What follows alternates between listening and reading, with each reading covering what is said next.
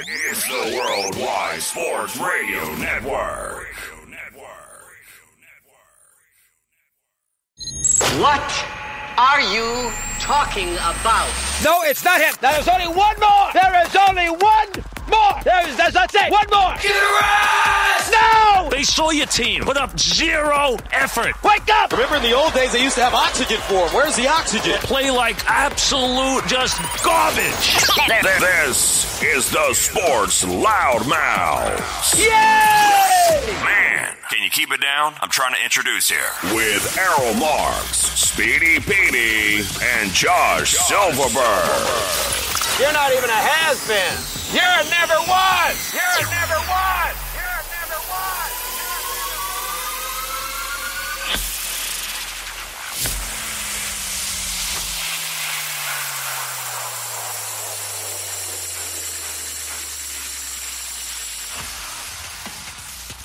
We are back, ladies and gentlemen.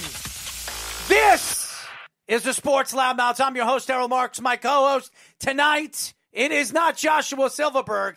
It's the Speedster, Speedy Petey. Remember, you can listen to our show every single Wednesdays and Thursdays. Speedy, put on the thing over there. How many times do I have to tell you?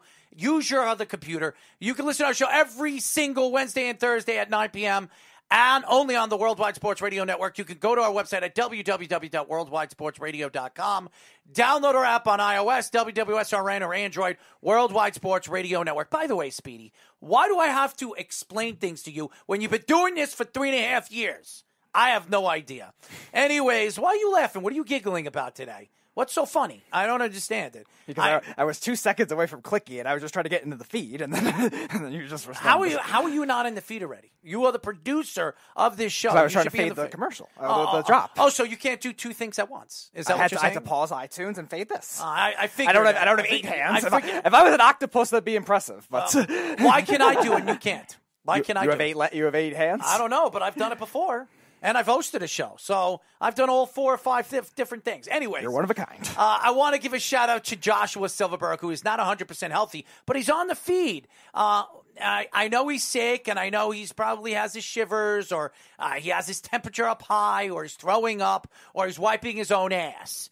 But he's not on the show today, so he will be on the feed. So I'll give a shout-out to Joshua Silverberg. And as Jeff would say, good riddance. I'm just kidding. Just kidding, Josh.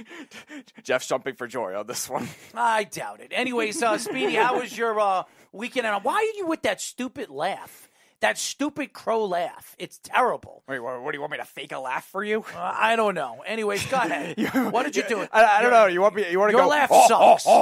It's better than the garbage that you put out there. All right, so sure. Natural deliberate laugh versus something that was completely forced. Let's see. All right, let's see what I'm going to be able to do more naturally. Well, more natural, it would be actually more amusing. Anyways.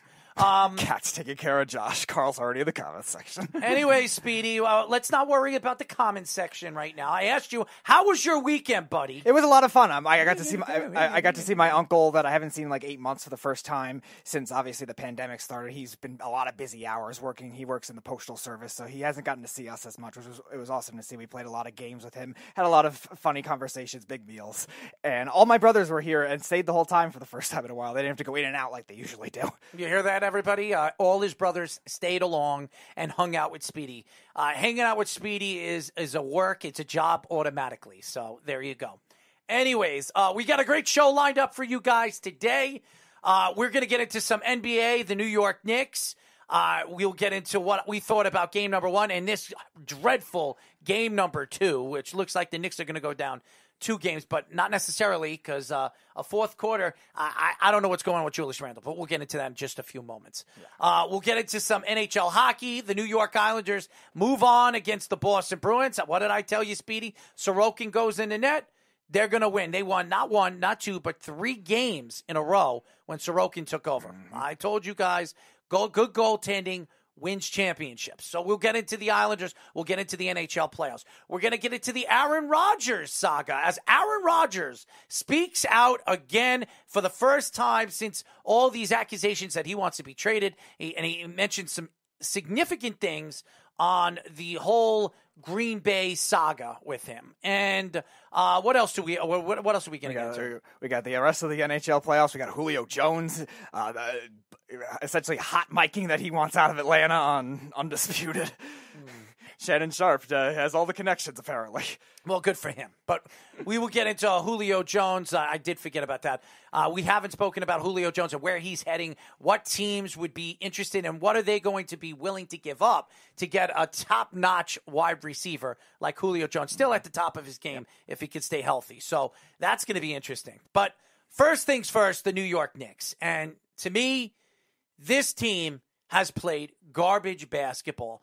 First of all, Julius Randle, who was comeback player of the year, all-star. Some people put him on as a top 5 MVP candidate.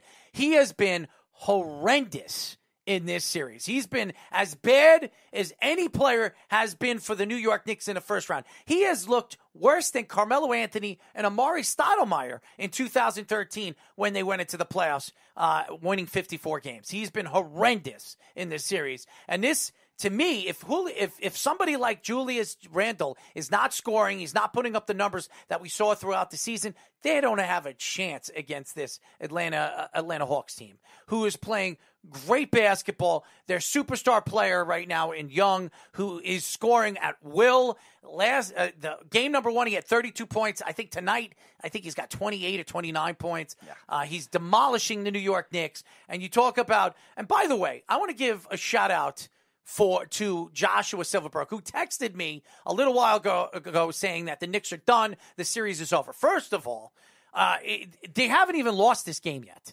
They're down by 10 points right now? Yeah, that's still in the third period, in the third quarter, where there's still another quarter left in the game. The game is not over, okay? So, and they're only down by 9 points.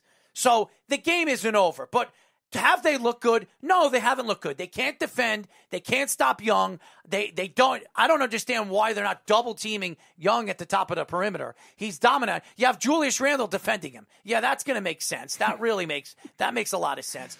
But really, I listened to what Jeff was saying. Me and Jeff were talking before the show, and Jeff said something very, very interesting about the New York Knicks. And he said that Tom Thibodeau, at the end of the game with 30 seconds left, when the Knicks were down by 2 or 3 points, he decided to bring in Frank Ntilikina. Now, he could have brought in Rose. He could have brought in any other defender to defend Young. He decided to bring Frank Ntilikina, which cost the Knicks the game.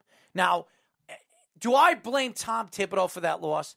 No. I don't blame Tom Thibodeau for that loss. And I don't blame, right now, the way the Knicks are playing.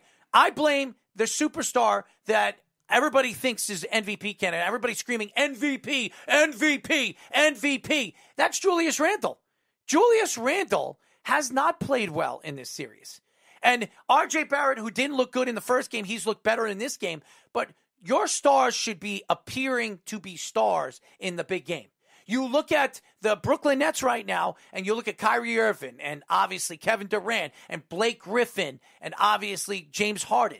You look at what they're doing. Their stars are stepping up. That's why they're up 2-0 against the Celtics. And the Celtics are missing their Jaylen Brown for the season. Tatum got hurt. He got poked in the eye. And then obviously Kemba Walker hasn't been Kemba Walker.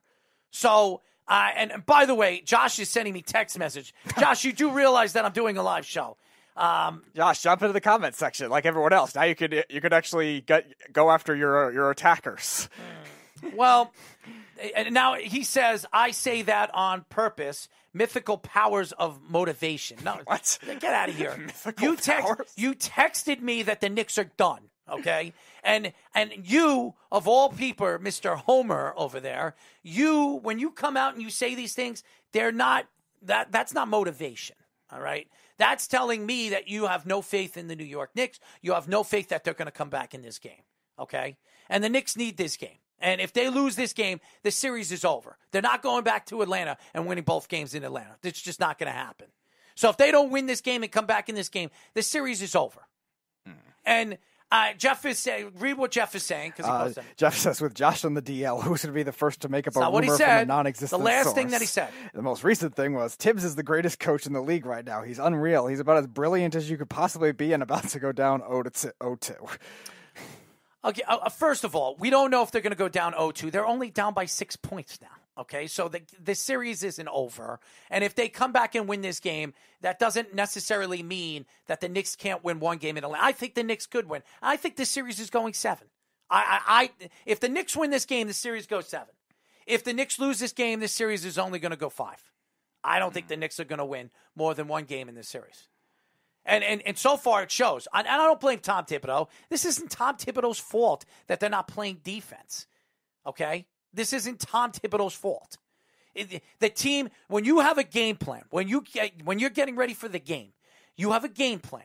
And your game plan is to, I don't know what Tom Thibodeau, I would believe that his game plan is to cover Trae Young. Don't let Trae Young beat us. Let everybody else beat us. Don't let Trae beat us. That's what I think the game plan was. Well, they're failing on that game plan. Is that Tom Thibodeau's fault? His fat ass can't get on the court. He can't defend. So how is this Tom Thibodeau's fault? Now, his game plan probably it hasn't worked so far in this game. We'll see as it goes further into the fourth quarter on how they can stay in this game and how they can shut down Trae Young, which should give him a chance to win the game. Julius Randle needs to step up. He has not been the superstar player that we thought he was going to be. And if this is Julius Randle in a playoff game, I'm not re-signing him. I'm not extending him. Because if he can't be a solution to the playoffs, I don't care how good you are in the regular season. That doesn't make a difference. It's all about making the playoffs, playing hard in the playoffs, and taking your game to higher heights. Look at LeBron James. LeBron James, when he steps into playoffs, he's a career 26 points a game in the regular season. In the playoffs, 32, 33 points. That's a huge difference.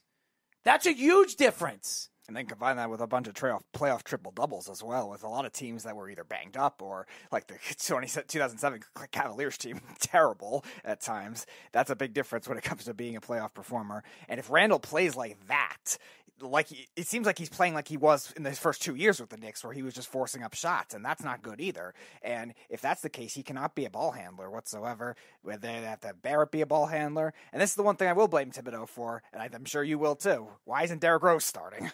Well, Peyton was starting too. Derrick Rose should be starting. Yeah. And now all of a sudden, Julius Randle can hit a layup.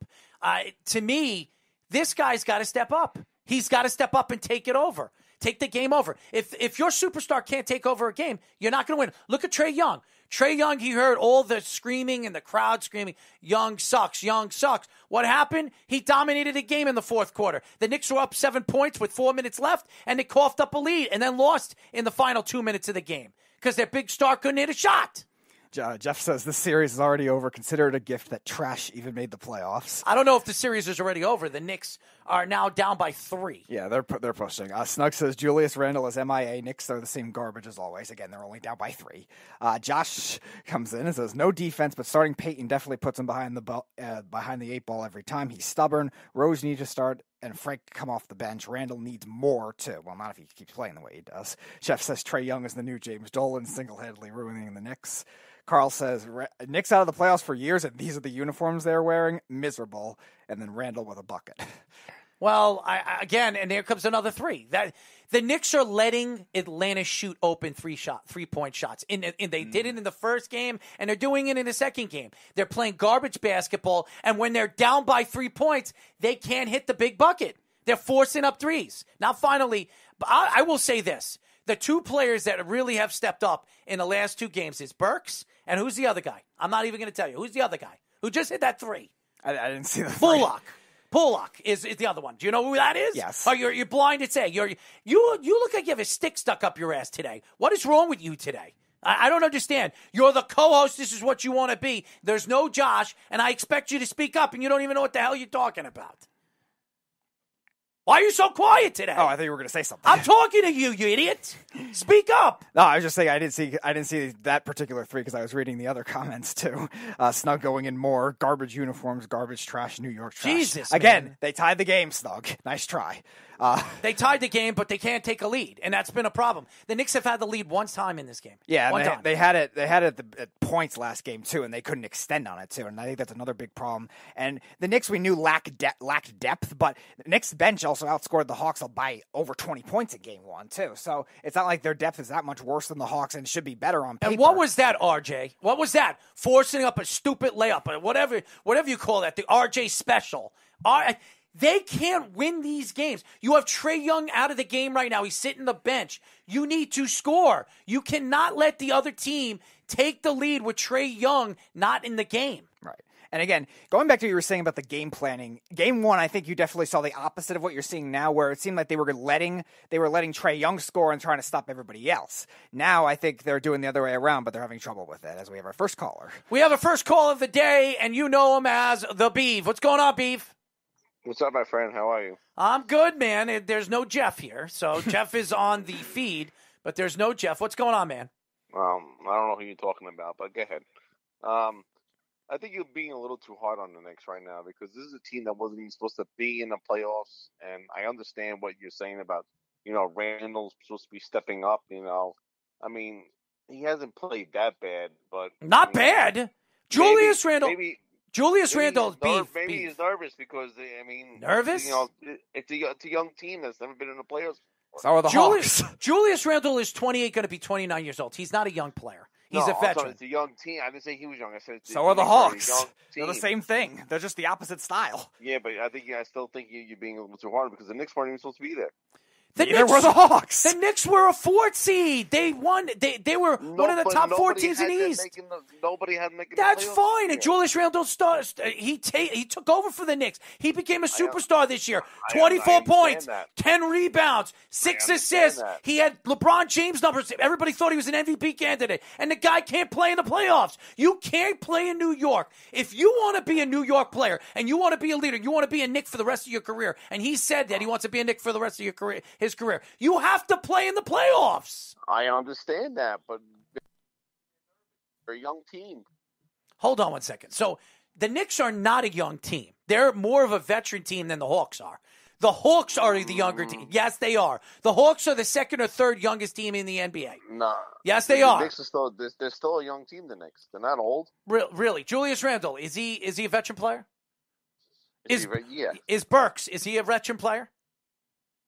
How many years he's been? 5 years. Is Bullock? Is he a veteran player? Okay, but they're still young. They have young players, but they're a veteran team. The only 2 young players so far playing in the playoffs is Toppin and obviously Quigley. That's the only young players playing. They're all veterans. But were they supposed to be in the playoffs this year? No. Were the Hawks supposed to be in the playoffs too? No, that cancels out. They were both not supposed to be in the playoffs, but they both are the 4th and 5th seed, and the Knicks are one of the top teams in the Eastern Conference. Steve, you can use inexperience against them if they were playing a Miami or a Milwaukee or something like that, but the Hawks have the same level of inexperience, and like the Knicks, they have some veteran players that have played in the playoffs, like Capella, like Lou Williams, guys like that, but the Knicks have the same thing. Everyone knows the playoffs is a totally different atmosphere, and so a lot of these players haven't been in this atmosphere together. And neither have the Hawks. I understand that. So until they find, their groove or whatever they have to be, they're going to be a little sloppy. Well, listen, you want to be sloppy in game number 1, you're sloppy in game number 1. They've been sloppy in game number 2 big time. And by the way, game number 2, this is a must win for your team. You start off flat. Okay? You can't make an excuse for this. I'm not making an excuse at all. They've been terrible. They have been really, really bad in this series. And you want to know something? They don't deserve to win this series. They don't. And if Atlanta wins this series, even if the Knicks have had a sensational season, to me, it was a lost season. This was a lost season. You are expected to beat. You're supposed to beat the Atlanta Hawks. They weren't supposed to even. Either was Atlanta, Beef. Was Atlanta. They're playing a same level of inexperienced team. They're just 2 different styles. The Knicks are a great defense all right, so it's not a lost season for either team. 2 teams that weren't supposed to be there made the playoffs. Yeah, again, we have to see how it plays out too. If the Knicks got swept, obviously, yeah, you could say that really looks bad. But again, because they can't even get a rebound. They can't even get a rebound over Clinton Capella. They had arguably the best offensive rebounder in the league in Nerlens Noel, and they had Randall, and they couldn't even get a rebound there. They're up by 1 point with Young out of the game for the last 3 minutes. Right. Now Young is going to come back in the fourth quarter and take over the game. What do you think is going to happen in the fourth quarter? Randall can't hit a shot. RJ can't hit a shot. Nerlens Noel, he's not much of a shooter, but he can't hit a layup. None of them are hitting shots. And you're not expected to go into the fourth quarter. All the Knicks fans are happy. As a Knicks fan, I'm not happy with this. I'm not happy. Coming back in this game, that's fine. The Knicks came back. They look horrendous. Yeah, there should have to be adjustments regardless. By the way, Josh says Bogdanovich killing the Knicks. Jeff and Snug, hashtag Van the Beeve. Carl says Randall for the lead. Snug says, I like that the Beeve is down to nonsensical mumbling. Jeff says, Derrick Rose for Rookie of the Year. They're such a young team. Snug says, please ban the Beef. He's just short of Kenny in terms of his stupid. Jeff says, waiting for Beef to blame the refs. And Josh says, wow, Snug, I was going to send you a cat pic. Shame. No, what I'm saying, and I know you don't care what they say. That's fine. Because they don't exist and they don't. That's fine, Beef. I'm not attacking you with what they're saying. They're going to have their own opinions to whatever you're saying. They're a bunch of assholes that need to go drown in a pool somewhere. So, yeah. But what I'm saying is, you're saying that the Knicks are a young team. They're not a young team. They're a veteran team. Nerlens Noel is a veteran. Julius Randle. Hold on. Julius Randle is a veteran. Derrick Rose is a veteran. Bullock is a veteran. All these guys that you're seeing in the game are veterans. The only ones that are not veterans is Quigley and Toppin. And they're not playing more than 11 minutes in this game, in this series so far, in both games. Toppin's played like 7 minutes, and Quigley has played like 12 or 13 minutes. And that's what happens when you have the other veteran guys to step up, too, because Quigley was playing more in the season. But come playoff times, they want... A lot of these players have never been in the playoffs before. They don't know what it's like to play. Right, but again, that's why they have the veteran leadership. So the Knicks still have to have the veteran presence to make that kind of thing work. But so these players have never been in the playoffs. They don't know how to have either has the Atlanta Hawks. Neither has Atlanta. That's why Atlanta brought in some of the veterans they did, too. It's the same kind of thing. Well, this is also, I'm not denying that. It's the same thing for both teams. So, again, you could blame the Knicks for certain things because they should be doing better against another young team where they have some advantages all on. I said was that I think you'd be Beef, so you're telling me, you're sitting here and watching this game, and this is a horrible game. If the Knicks win this game, there's nothing to brag about, okay? A matter of fact, going into Atlanta, I think the Atlanta Hawks are going to win both games the way they're playing in this game. The only reason why they're back in this game is maybe the crowd and Young's been sitting out for the last 2.5 minutes. Now that Young's coming back into the fourth quarter, who's been dominating this series, absolutely dominating. Go look at the call of the shots right now. Julius Randle averaged 24 points, 10 rebounds, and 6 assists in this series throughout the season. In this series, you know how many points he's averaged? 12. And very inefficient. 12 points in this series. Your superstar player. Trae Young, this is where superstars are superstars. Trae Young averaged 25 points a game. 25 points a game in the regular season. Do you know what he averaged in the first game of the series? 32. You know what he's averaging right now in this game? 30. That's what a superstar does. He takes over the game in the big game. And Trae Young, he's a 3-year player. He's only been in the league for 3 or 4 years. Right. He's a young player. That is a young player. A 22, 23-year-old. That's a young player. And again, outside of Bogdanovich, Lou Williams, and Clint Capella, all their team is young too. A lot of first-round picks. There's some of the extra ones they got for trading back with Trae Young when Dallas got Luka Doncic. A lot of these guys are the same thing as the Knicks, young players. But you still got to give credit with the Knicks with this first-year head coach. If they lose this series, there's no credit due. I'm not giving them credit. Because you have to give him credit because you didn't even expect the Knicks You're to expected to win this game, this series, Beef. You're expected to beat this team. You're you don't have better talent than this team, but you're a veteran team. There's a lot of players on this Hawks team that are so young they never stepped on a court in a playoff game. They should be winning this series. They should have won the first game. They should have won the first game. They should have won, but they didn't. They didn't. And right now they're only up by 4 points at your home, and Trae Young hasn't played yet. Trae Young hasn't stepped on the court in the fourth quarter yet. And they have had no adjustment no matter what they've done yet to Trae Young. And obviously, there's still time, but still. Like you said before, they should be doubling up Trae Young, and then the other players beat them. Look, just remember, the Knicks had a 7-point lead with 3.5 minutes left in the game. Yes. What kind of defense was that right there? I mean, you're jumping it. To me, the Knicks defense has been horrible in this series.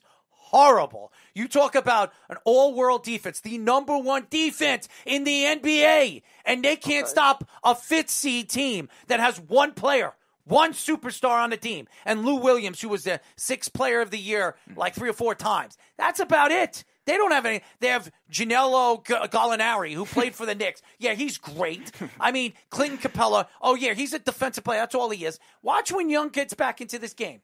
Watch when he gets back into this game, how he takes over this game. So what happens if the Knicks win 3 straight or 4 straight? They're not winning 3 straight in this That's series. That's very hard to do if they don't keep scoring. If they don't start scoring. Hard to do, but what if they do that? They're not. Then that would be some kind of transformation, but it's highly unlikely. Would you change your tune then? No. Depends on how they play. If they still play sloppy like they're doing in this game, it's still not going to help in terms of what they need to be composed for the playoffs. We're not even judging it based on what wins or losses in terms of this year. The play in this game from the Knicks has just been sloppy, and a lot of guys taking bad shots, and that's not how you want to build a playoff identity. They look sloppy also, so.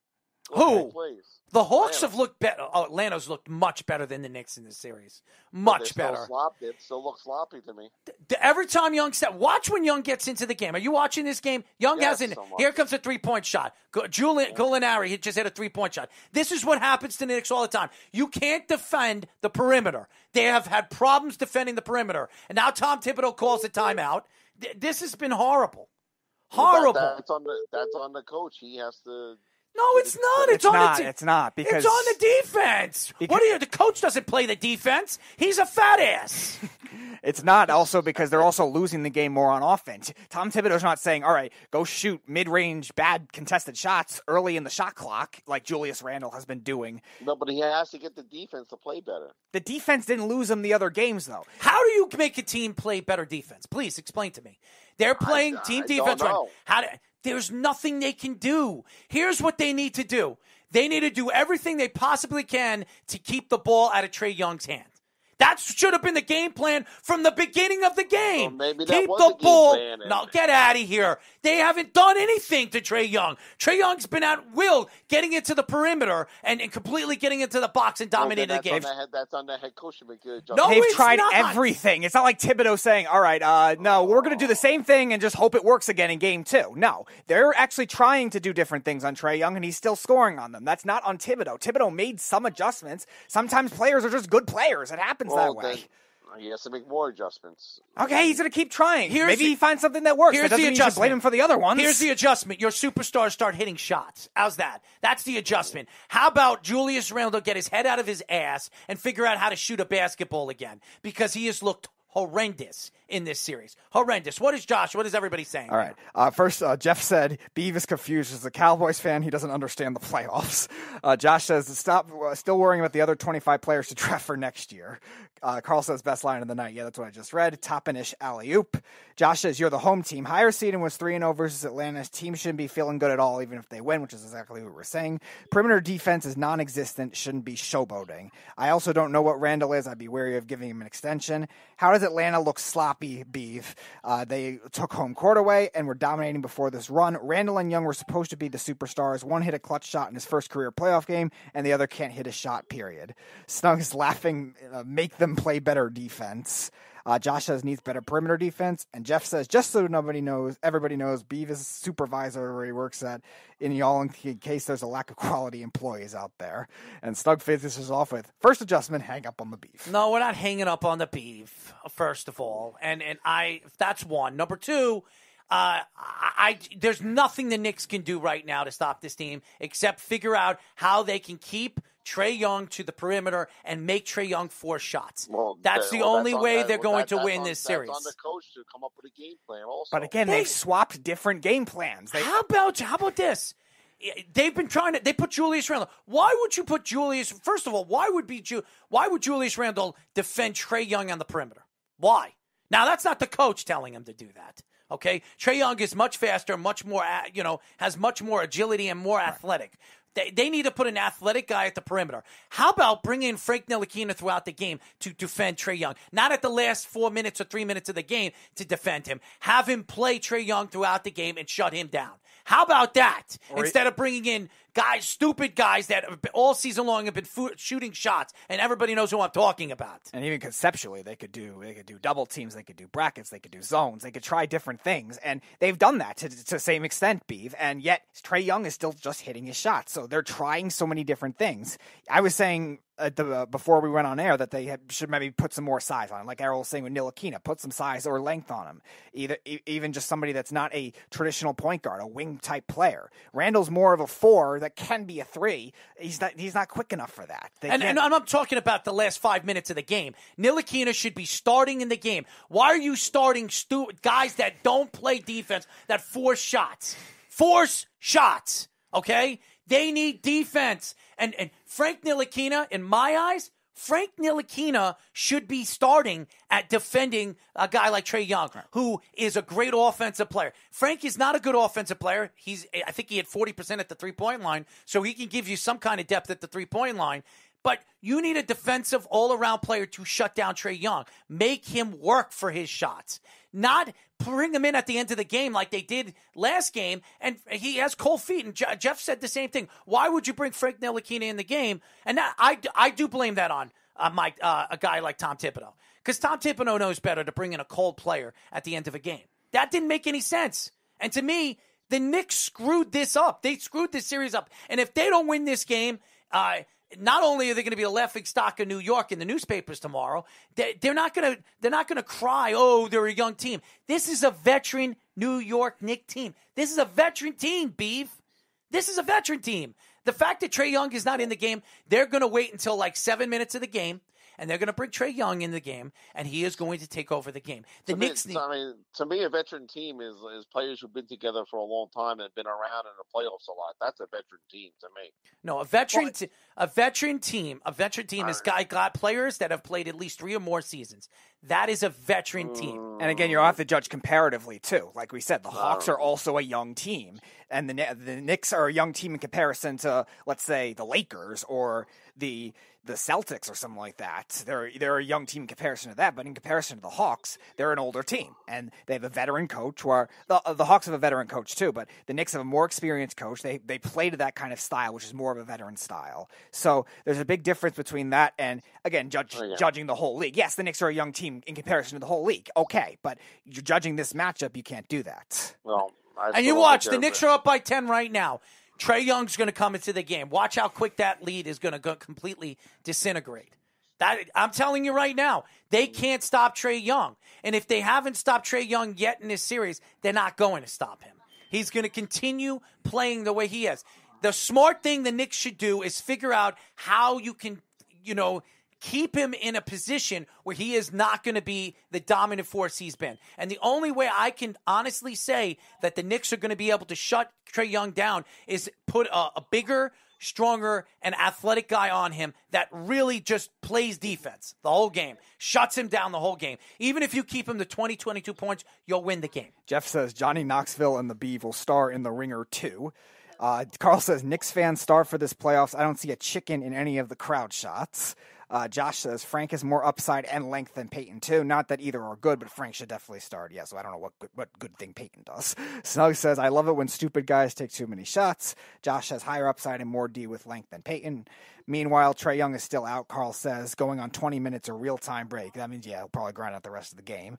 Josh says Toppin has stepped up big, by the way. Yes, he has. Knicks up 10. Jeff says they'll win tonight. Carl says Knicks by 10. And Jeff says Trae Young's hairline is like the Beef's sports knowledge thing and almost non-existent. How much you guys want to bet by 4-minute mark with Trae Young in the game, it'll be cut down to like 2 or 3 points? That's what's going to happen.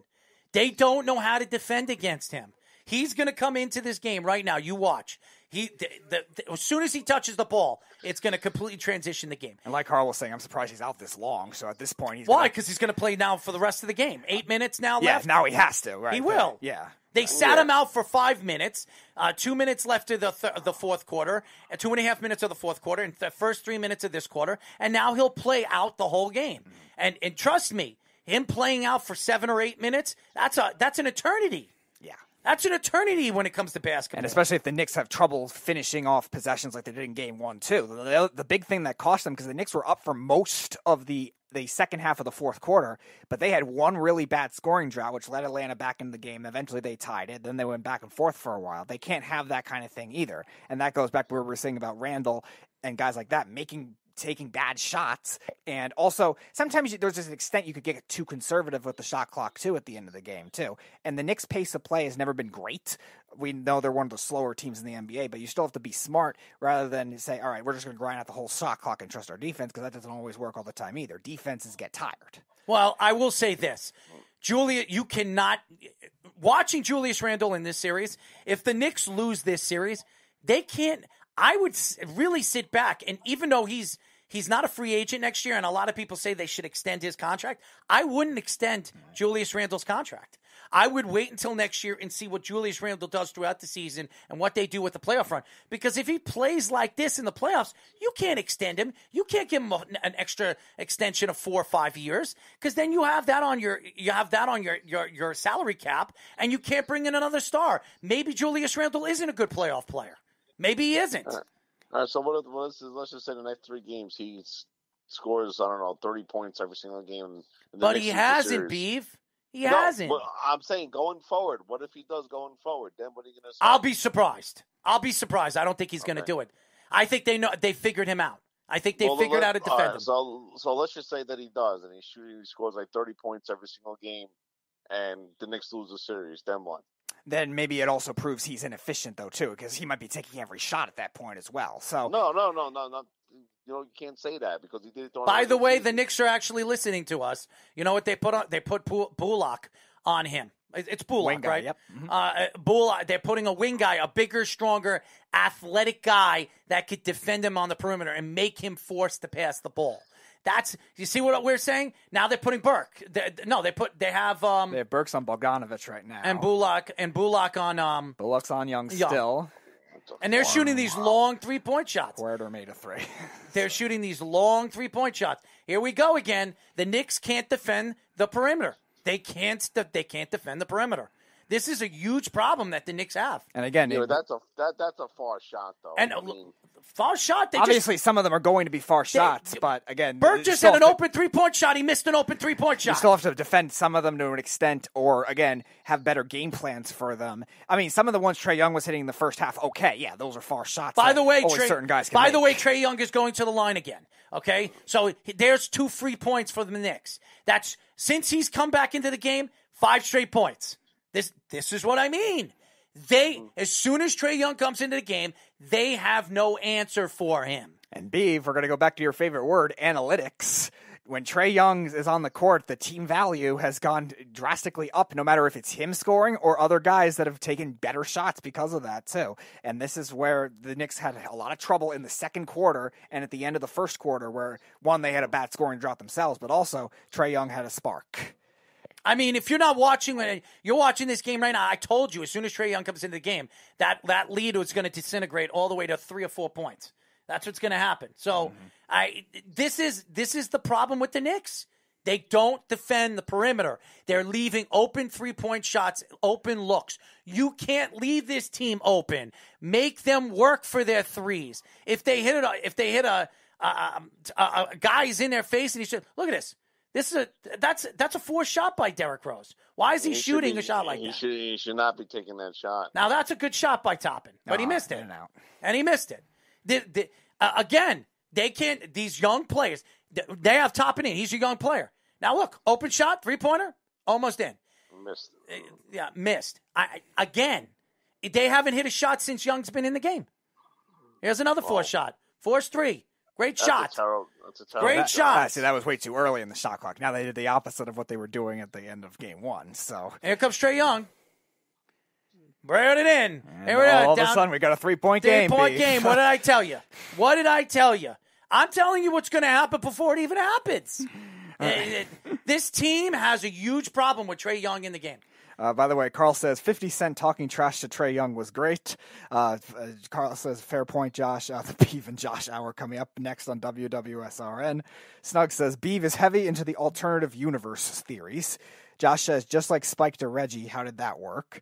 Jeff says, Kenny, Miami Heat, Beav, Josh, and Mark all need to get to a house together. The reality show writes itself.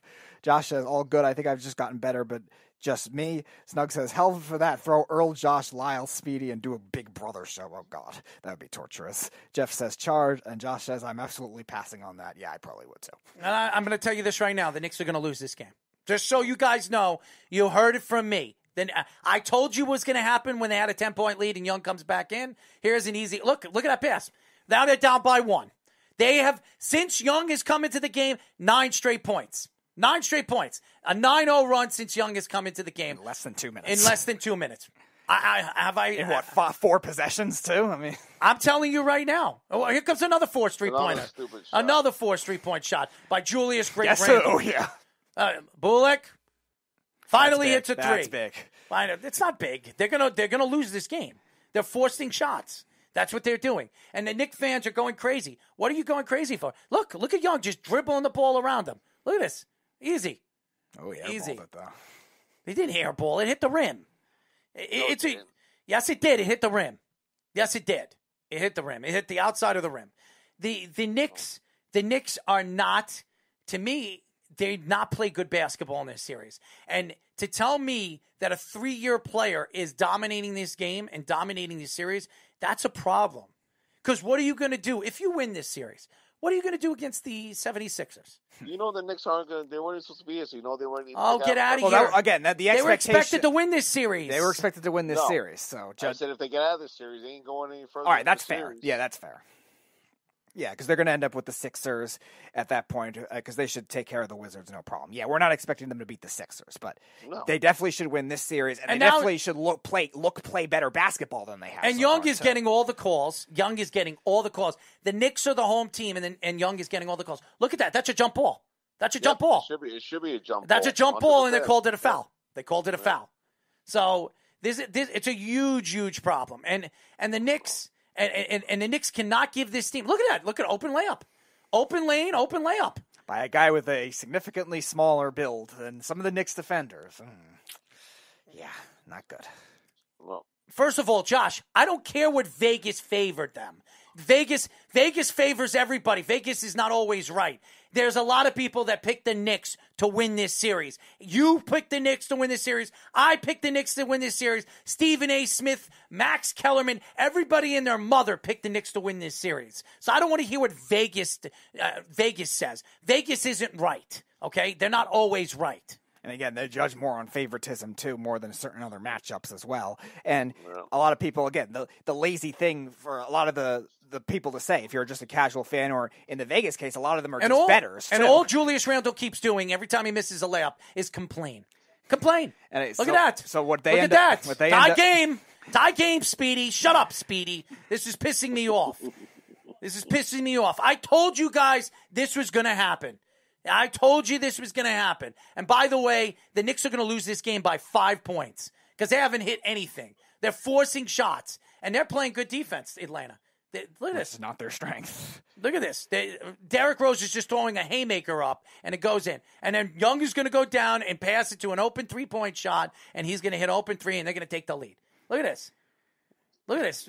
To me, I don't want to even talk about this anymore because it just upsets me. Look at that. Look at the defense. Julius Randle, he's terrible. Look at this. They can't get rebounds. This team is horrible. The Knicks have been horrible in the series, and they don't deserve to win this game. If they win this game, it was given to them by the Hawks. That's what it was. Jeff says, here come the ref complaints. Carl says, these 4 shots by the Knicks are nuts. Yep. Josh says, here's an idea. No ref complaints. They look soft and not Rennie. Ben said, jumping into the comments section, bricks. And Josh says, I said this game and the series was over Look at that earlier. open 3. And Carl says, just just do play-by-play at this point, Errol. Yeah, this might as well be what's happening right now, the final 4 minutes of this game, but definitely a sloppy game. It is a sloppy game. The Knicks do not deserve to win this game. If they win this game, it was practically luck, okay? They don't deserve to win this game. And Julius Randle, our superstar, the superstar. Look at this. What is he going to do here? He can't do nothing. And then Bullock shoots a three. Bails him out. Bails him out. Take Randle out of the game. He is not playing well. Why is he in the game? I don't care if he's an MVP candidate. I don't care if he was most improved player. Most improved player. He's played like garbage in this series. He's been the worst player on the court. The worst. Yeah. And again, he doesn't contribute to defense at all. That was never his strength, even again with other teams, with the Lakers, with the Pelicans, and Tom Thibodeau. Again, he's made him, I guess, somewhat competent, but not looking like it in this game. I don't even want to watch this game anymore because it makes me sick to my stomach. Go ahead, Beef. What are you gonna say? Well, like you said, the Atlanta, defense and the coach, they figured out how to stop Randle. No, Randle's doing it to himself. He's forcing shots. He is forcing shots too, but go to the hole. You're a big, strong power forward. He's going to the hole and he's missing layups. But he's also trying to inflict the contact too, which is on him. Yes, I don't think Atlanta is doing anything specific because one, they don't have really the players to do it and two, they've been mostly man to man. They are doubling them a lot. I wouldn't say as much. All right, as hold on 1 second. So let me, basketball, okay, Beef, you understand. If you're getting doubled, there's somebody open, right? Open, 100%. All right. Yes. Why isn't he getting the ball to the open guy? Because he's forcing shots. Okay. Right. Okay. Which so is not a coaching thing. That's not a coaching thing. That's Julius Randle. That's Julius Randle. Yeah, on that aspect, yes. But the coach is doing the right thing by doubling him and making him, not making him. He's forcing his own shots. Okay, sure, to an extent, but again, it's also Randle be forcing shots, making bad mistakes and taking bad shots. He should find the open player. Yeah, and that's on Randle. That's not all right. Let's get off anything special that they're doing. All right, let's get off. A basic double team's a basic double team. All right, Beef, you have anything else to talk about before we let you go? Well, congratulations to the Islanders. Even though they beat the Penguins, I still hate them. So. All right, Beef. I'm going to answer this. We got another caller. I'll talk to you later. Thank you. Oh, is Jeff responding now? No. All right, Lyle. You have the floor. Let's hear it. Hey, how's it going? All right. So you have the floor. By the way, you're the one that wanted Varlamov to play in this series. Just so you know that. You're the one that was so intimate to say that Varlamov should have been in goal. Now, are you changing your tune now? Like I told you, as soon as Sorokin was going to play, they won 3 games in a row. Sorokin taking the net. So, what is your thoughts to that? Well, I think it would be really, really dumb if they went and put Sorokin at the beginning because he was a Vezina candidate goalie, Varlamov, and you can't not put your Vezina candidate goalie in. But after the first couple of games, it was 100% the right decision to make the switch. But going with Varlamov at the beginning, that's the right thing to do. That's what every single team's going to do. You have to go with your guy who got you there. Who won the first game? Who won the first game? Oh, it was Sorokin, but it would have been Varlamov starting if he wasn't hurt. It doesn't matter. Varlamov would have lost that game. He lost both games that he played. They would have been down 3-0 if Varlamov played. Just think about it.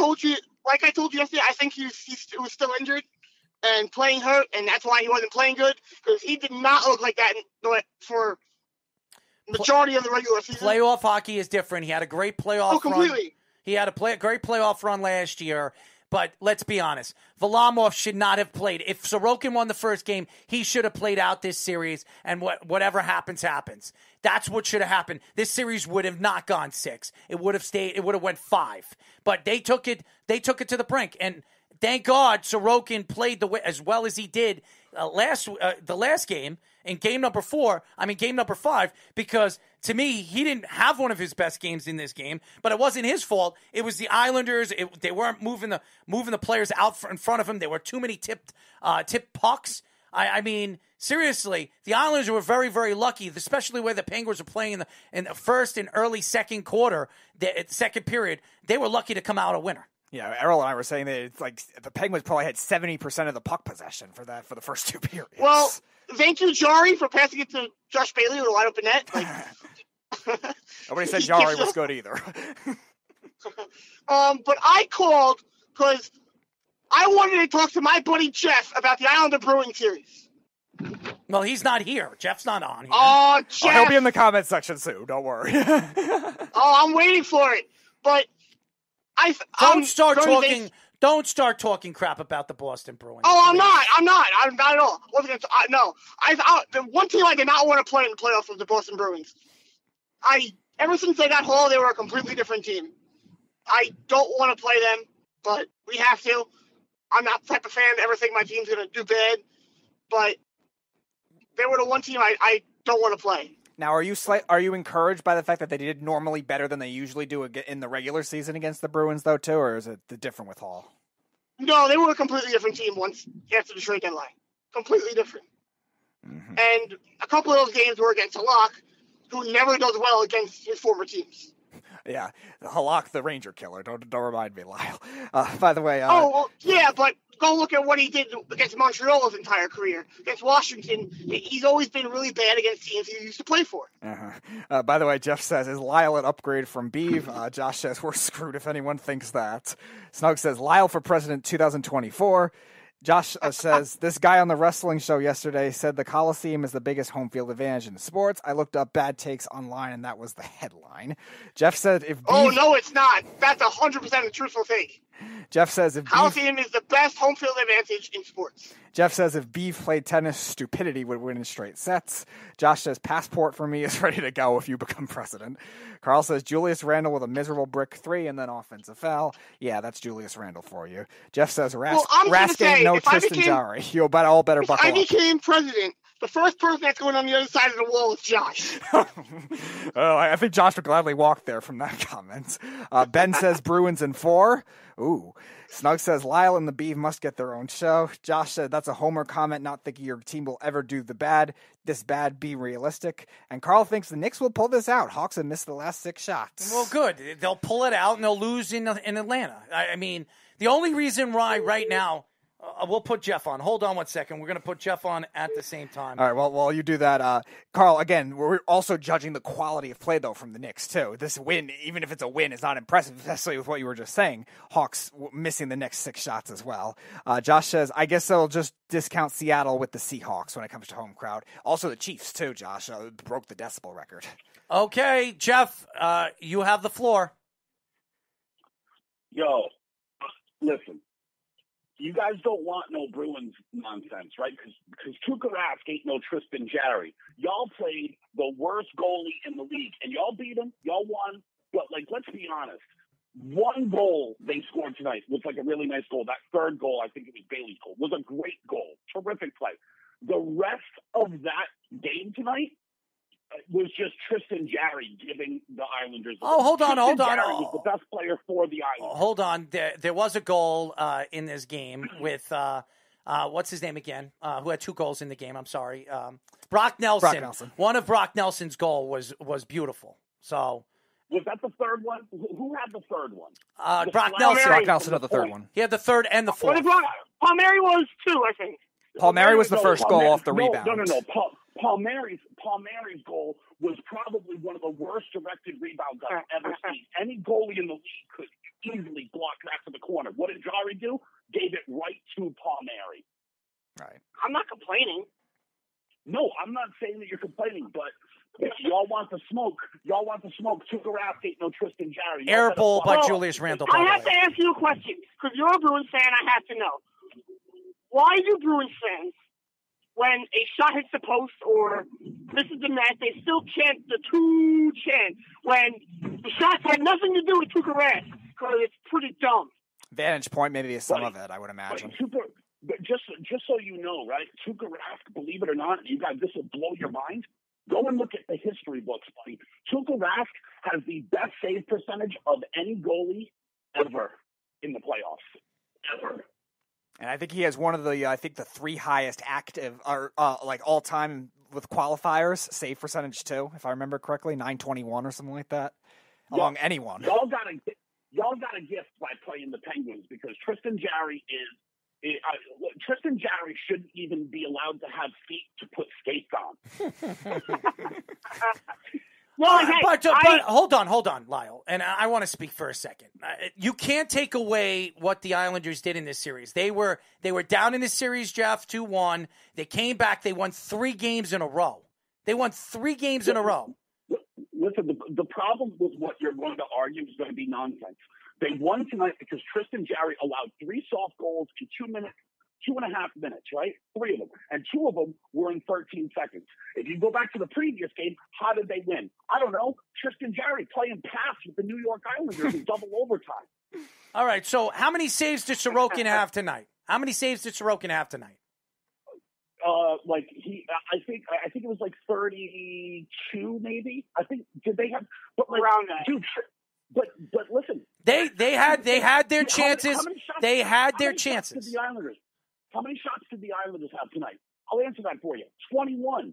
You're going to tell me you can only stop 16 out of 21, 15 out of 21 shots? When you're a prolific offensive team, Jeff, when you're a prolific offensive team and you have that many shots, that many more shots, you had like 9 or 10 more shots, and you couldn't score, and yet it just shows you. I'm not taking anything away from Sorokin. I'm just telling you the Islanders were pathetic on offense. They couldn't really get much going. Nobody said they were a prolific offensive team. Nobody's saying that. They're not. They were having it for years. But you know what? They score when they need to. They did it last year. They didn't have a good offense, but they still were putting pucks in net. It doesn't matter how you do it as long as you do it. Hey, man, we'll see. I'm actually pumped up the Islanders one. Now we get home ice. Yes, you do. And I blame the Islanders for that. But you know what? Hey, that hypothetically, like how the Islanders did against Pittsburgh, if we take one game from Boston in the first 2 games, then they come back to Coliseum, which is going to be ape shit, and you're going to have. You don't think the Garden's going to be ape shit for the Bruins? What's their capacity right now? You think the Islanders crowd is just so much better than the Bruins crowd? Like the Bruins. The Coliseum. They went, Speedy. You see that? They went from loving each other to hating each other. Now you got the Bruins and the Islanders. What happened to homeboys? No. I don't hate him, but listen. But you will. The thing that you will. They're both good crowds. You thinking that the Islanders crowd is somehow going to be superior? No. Ask Errol. No. Errol. No. 100% I do. No. Errol, you went to the Stanley Cup Finals. I was there. How unbelievable. First of all, just so you know, Lyle, I was there, and I even told Jeff, I was calling the show. I said, I couldn't believe how loud the Garden was. I was all the way in the press boxes. I couldn't even hear myself think. Okay? That's how loud it was. He even called it the best crowd he's ever seen. It was the loudest. And I've been to a lot of hockey games, playoff games. It was the loudest I've ever heard crowds be. And I'm an Islander fan, so I'm not taking it aside. I called the show. I believe you. I'm not saying it can't be loud. I'm just saying it's not louder than the Coliseum. I'm telling you it is. The Coliseum is a better home ice advantage than any other arena in sport. And I will say that, and I very much believe it. And it doesn't even matter, right? Because the Bruins are firing right now on all cylinders, and they're rested. You guys played a longer series. We've got a little rest. One game. One more game. No, yeah, but but you guys just played a double overtime game, and then this one. Yeah, but the Bruins also played a couple overtime games too. But the Islanders are early early in the series. Your double overtime game was late in the series. Jeff, the Islanders are built to do this. I mean, look at the veterans that they brought. They brought Zajac in. They got Varlamov. They got Palmieri. So the Bruins don't have. So the Bruins aren't built for this. I didn't say that. You're saying that the Islanders played a little bit more. They're built for this. They have players that have been through this. They have players on their team that have won Stanley Cups, that been to Stanley Cups. So the Bruins. I know, but I'm just telling you, you're making it seem like it was such a big advantage. They don't have the advantage that they have right now, the Boston Bruins have, is the home field advantage. That is the advantage that they have. No. I would say they have. I would say they have two advantages, right? Just being objective here, right? Like, I don't want to, like, step too far out of my... They also have far more scoring on their team. Like, very sneakily, Brad Marchand was third in the league in points this year. Where's the top Islander? 20th? Yeah, I think it was Matthew Barzal. It was Barzal. I think Barzal. Who I want to say, and I will say it again. I said it last week in the comment section. I think he's extremely overrated. How is he overrated? Okay, now this is what really gets me mad about you, Lyle. Hold on, who's overrated? Matthew Barzal. He's saying Barzal. It's Barzal. Oh, dude, you're ridiculous if you think Barzal is overrated. Like, if you put Matthew Barzal on the Boston Bruins front line, he has 35, 40 goals. Look who they have on that line. Tell me one player right now that would be on the number one line on any other team in the NHL besides Barzal. Tell me, please. And he'd be on a lot of teams' second line. No one on that team would be on the top line. No one on that. Kyle Palmieri. Kyle Palmieri's not on the first line. He's on the second line. No. He's on the third line with Pat Young and Wallstrom and Zajac. I don't think Kyle Palmieri is a first. I don't think Palmieri is a first. Not anymore. A few years ago he was. Not anymore. Your second line is a better line than your first line. Absolutely. And I don't understand that. It is, yes. It's been like that for a while. But, like, I think Barzal is overrated because people were comparing him to McKinnon at the beginning of the year. But you look at Barzal, he doesn't make players around him better. Look who McKenna plays with. Look who he plays with. He's got 2 All-Stars on his line. How could you say that Barzal? Look who he plays. Jordan Eberle? Jordan Eberle. Who's the other guy that plays on his line? What garbage plays on his line? Whoever replaced Anders Lee. Who? It's probably... Shut up, Speedy. Who plays on the first line, Mr. Island? Who? Komarov. Now let me ask you a question.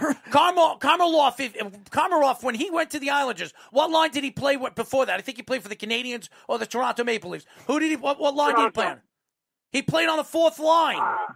He played with Matt Martin. Yeah. He played on a fourth line. He is not a first line player. He's not. They don't put talent around the guy. How could you say he's overrated? The other thing, too, is Palmieri only played on the first line with the Devils because they didn't have much else. Come on, Lyle. That's a dopey thing. He didn't play first line with Anaheim. The players he is compared with, they make players around them better. And Barzal doesn't do that.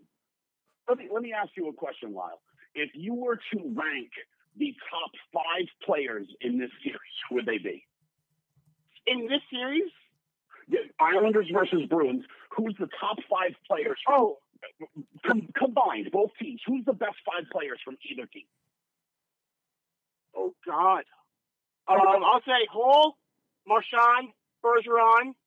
I would put Tuukka, and then I would say, I don't even know if there could be someone from the Islanders. I don't think so. Maybe Barzal, but I'll say McAvoy. So I'll say McAvoy. Right, so you can name 7 or 8 Bruins before you get to one Islander. This series. No, I would say 5. 5. Now hold on. Lyle, I would say at 6. I would put Pelech. Lyle, hold on. Hold on, Lyle. Hold on. I want to say something to Jeff. Jeff, we've seen powerhouse teams go against superior team go against superior. Hold on. We've seen Jordan Binnington with St. Louis. That's all you need to say. We've seen superior teams go against very weak, much weaker teams, and the weaker teams win. We've seen this before. Look at the Islanders, what they did last year. What they did. They were no way an Eastern Conference championship team. I know, but they got that great conference finalist banner. Oh God, can we stop with that? The fact is, if Sorokin stands on his head in this series, which I believe he will, and he will start in this series, and if they bring Varlamov in at any point in this series, I am going to choke Barry Trotz. I'm going to choke him because Varlamov. If they bring him in the series, it's probably already over. What happened? If they bring him in the series, it's probably already over. They're not. Sorokin's going to play. He won 3 games in a row. I'm saying if it gets that bad, if they bring Varlamov in, it's probably already a 3-1 or 3-0 series.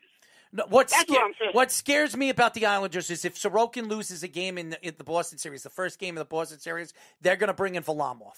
And I think it's a huge mistake by Barry Trotz. A huge mistake. Because when you have a kid like this that's gaining confidence, this is a young kid. You brought him in from Russia, the KHL. He was the number one goalie in the KHL for the last 3 years. 3 years in a men's league, the second best division in all of hockey throughout the world. It goes the NHL, the KHL, and then the Swedish league.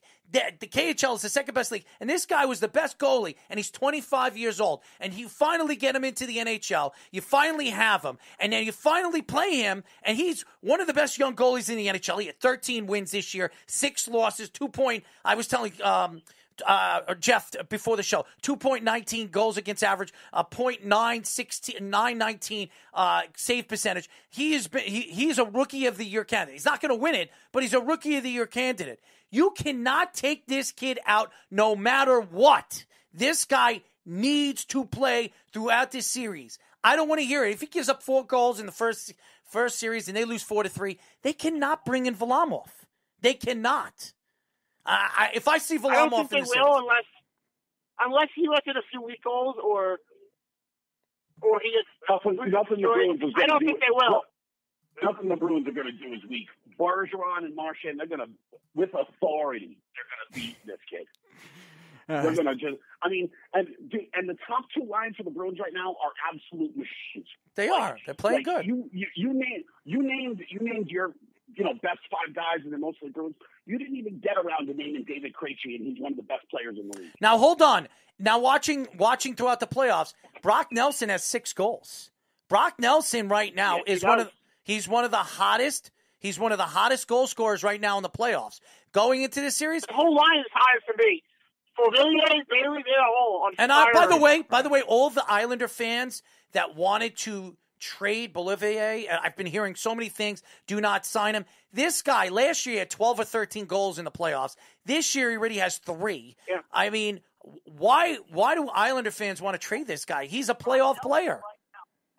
I just want to point something out though, right? Go ahead. You guys were like, "Oh, this guy's got 5 goals." Yeah. Villiers on fire. Are they on fire because they're playing well, or are they on fire because they got to shoot Tristan Jarry? I knew that's what you were going to say. If you watch Brock Nelson and his goals in this series, they were fantastic goals. And I'm not a Brock Nelson fan. All his goals were fantastic. Got to admit, it's a whole lot easier to score on Tristan Jarry. Now, what are you going to say? But it's the quality of the goals, too. What there are some good ones. What are you going to say when Brock Nelson scores 2 or 3 goals, 2 goals in a game against Bucharest? Are you going to say it's lucky? I'll give him a lot of credit in a 4-3 loss. That would be a great game for him. Well, I'm going to tell you this right now. This series is going to be a lot closer than you think. It's going to be a lot closer. Very much will be. It will be a lot closer than you think. I don't know. Listen, it's playoff hockey. Everything gets a little tighter. Everything gets a little closer. But, listen, you guys believe in your team, and I believe in my team. That's just where we come down. But, the Bruins have the better players historically. Rask is the best goalie in the playoffs with the best save percentage. I really like the Bruins' chances. The Bruins are the favorites coming out of this series. There's no question that they are. They're the hottest team going into the playoffs. And when hot teams go into the playoffs, that says a lot about the team. But let's be honest, the Washington Capitals weren't much of a team, okay? They're not a good team. Hold on. They're not. The Penguins are the number. The Penguins. The Penguins were the number 1 seed. A whole lot more than the Penguins did. The Penguins were the number 1 seed in the Eastern Conference. They were the number 1 seed. There's no Eastern Conference. Listen, whatever. The division now advanced, right? And the 2 bottom teams have now advanced, though. So, and all of those teams, I think, were only separated by 5 points. Yeah, still, 6 points. Still a lot. The Penguins just played 5 points. That's still a lot. Not a lot of points. That's 3 games. In hockey, that's a lot of points. That's 3 wins. That's not like 3 games. That's like 6. You're like 6 games in hand because it's very hard to win 3. That's 2 wins and an overtime win. I understand that, Jeff. I understand that, but the last 10 games of the regular season, it's very close. The games are very, very close. It's very hard to win 3 or 4 games in a row. It's not quite easy to do that. So hockey is different from basketball and all the other sports. So, again, I'm not saying that you're wrong. I'm just saying that when I look at the big picture and I look at the Islanders going into this series, I picked the Bruins to win this series. I think it can go 6 or 7. But if Sorokin is hot and he goes into this series and he plays and he stands on his head and the Islanders play the defense that they believe they can play, they can win. It's playoff hockey. It's playoff hockey. Anything could happen. Yeah, right? Absolutely. Anything could happen. Absolutely. Right. Oh, I'm not discounting that. Listen, just because you had the Beeve on doesn't mean everyone else on the planet is as stupid as him. Like, I'm not as naive to think that, like, that couldn't happen. Oh, stop. Leave him alone. They play. What? Leave him alone. I mean, I understand. He doesn't know a lot about basketball. It was unanimous. Did you read the chat? He doesn't know a lot about basketball, Jeff. He was talking. He doesn't know a lot about life. Speaking of the chat, Josh says, had the Bruins repping the Eastern Conference before the playoffs started. Ben says, Jarry crossed the pens the game. Josh, weren't you the one that always, before the season started, that the Rangers have a good chance to make the playoffs? So I don't really, you said, and by the way, who do we have on the show, the big Ranger writer? Anthony Scultore. Who came out and said that the Islanders don't have a chance of making the playoffs. And the Flyers were going to win the division. And the Flyers are going to win the division. I said he was out of his damn mind. And I said that defense always prevails and goaltending always prevails. And that's something. And I said the Rangers, and I told him on the show, I said, and he laughed at me. I said, the Rangers don't have defense. They're not going to the playoffs. And he says, what about Fox? What about, yeah, they have a good defenseman. Defenseman. That's it. Snug says, if the Islanders wanted to even have a prayer in the second round. Play offense well. They have defensemen that can play offense well. They don't have defensemen that can play defense well. Snug says, if the Islanders wanted to even have a prayer in the second round, then they needed to pay Tavares.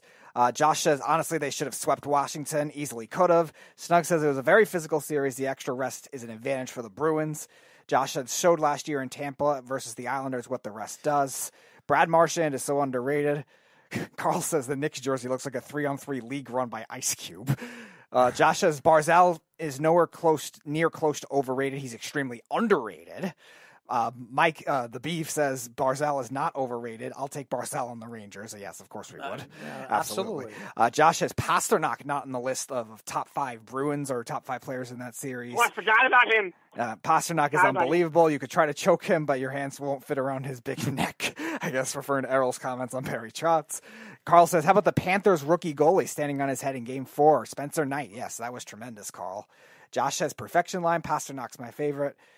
Carl says, what a third goal by Point in the Lightning. Knight will be good, I think. Carl, Bobrovsky contract made no sense. Point is so clutch. Ben coming back in, our fellow Penguins fan, says, number 1 in the division. Yes. Josh says, you could thank Jarry for passing the puck to Bailey. Yeah, that's obvious. Speedy, just talk, and then you could go back and answer the questions. Snug says, if they had Tavares, maybe they are no real shot minus luck or something strange. Josh says, wait a second, they could fight for a playoff spot. I admit I was wrong, but I didn't take the Islanders in the series and hurt the feelings. The Rangers aren't even involved. Mike says Fox could play D. What a crock of shit, okay? I'm going to say a curse because that's a crock. Josh, I love you, but what a crock. What a crock. And then Josh rounds it out. He is the only one. The D sucks. You know what, though, Errol? You're a crock of shit, too, right? You're saying that Adam Fox is the only... You're saying Adam Fox is the only player on the Rangers. That's not true. Are you forgetting the toughness that Artemi Panarin brings to that team? I'm talking about defense. I'm not talking about their offense. I'm talking about defense. Defense. He was talking about the defense, yes. I was talking about the defense, and I said, going into the... Hold on. That's all they have. That's all they have defensively. That's all they got. They got Fox. They pay an overpriced defenseman in Trouba who doesn't deserve the money that he got, $9 million a year. They have a player like Miller who can't stay healthy. We don't even know what he is. They don't have defense. And I told that to the Ranger fans in the beginning of the season. I told the Beef. I told Josh. I told all the Ranger fans. They are not making the playoffs. They're not. They're not going to make the playoffs next year either. They're not. They don't have defense. I legit don't even care that you were just talking about defense. Artemi Panarin's toughness is second to none. See the way he took I'm not saying. Wow, he's amazing. I'm not. First of all, I love Panarin. I think Panarin's a sensational player. I love Zibanejad. They have a lot of good offensive talent. They don't have defense. Even their defensive They talent. don't have any depth down the middle either. And they're and by the way, their goaltending this year has been garbage. Sorokin did not play well this year. Gregorio, whatever his name is, Georgiev, get him out of here as fast as possible. He looked trappy too. The only team that he played well against is the Islanders. They don't have. I'm sorry, and I'm not being sarcastic. He's being sarcastic, LOL, and maybe he is. I don't know what it is, but for any Islander, any Ranger fan to say, and I've heard enough before the season started. I heard a lot of Ranger fans say the Rangers are a playoff team. No doubt about it. No doubt about it. The only Ranger fan that didn't say that they were on a playoff team is Speedy. He's the only one. Everybody else I heard, they're a borderline playoff team. No, they're not. You cannot win with the defense they have. They should have traded that number one pick. Again, I'm going to say it. They should have traded that number one pick for a number one defenseman and possibly another draft pick. You could have gotten a number one defenseman of the team and possibly a first-round draft pick. What number one defenseman would they have been able to get? Oh, Colorado would have made that trade. I was reading things that Colorado would have moved up to get him. I get what Lafreniere. Okay, who? I don't know. It would probably be something like Gerard, I would imagine. Colorado, They're not going to trade Makar, so it would probably be something like Gerard. No, and they would have just gotten Devin Taves, and he's like Adam Fox. He's good offensively, bad defensively. Gerard, so that doesn't help them out at all. Taves is better than anything the Rangers have besides Fox. That's fair. But he's Lyle say that's close. He's not good in his own end. He's not good in his own end. Again, you could have.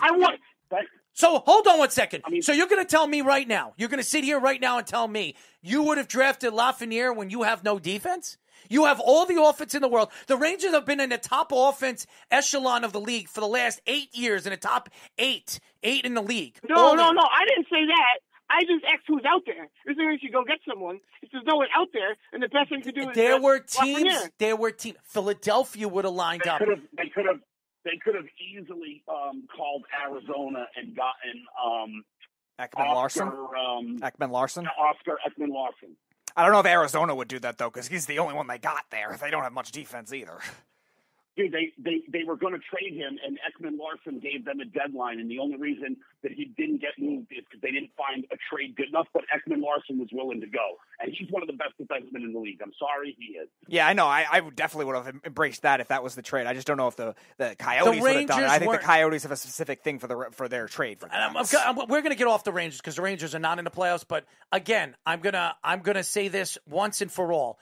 We brought the Rangers up because Ranger fans over the last couple of years like to take shots at the Islanders. A.K. the Beef said last year the reason why the Islanders made it to the Eastern Conference Championship because of COVID-19, which is a crock of you-know-what. They had to earn their way to the Eastern Conference Championship, and they played a very good team, Tampa Bay, which eventually won the Stanley Cup. Right. Okay? So, I mean, there's not many things that all of us are going to agree on, right? But can we just all agree the Rangers and their fans deserve this?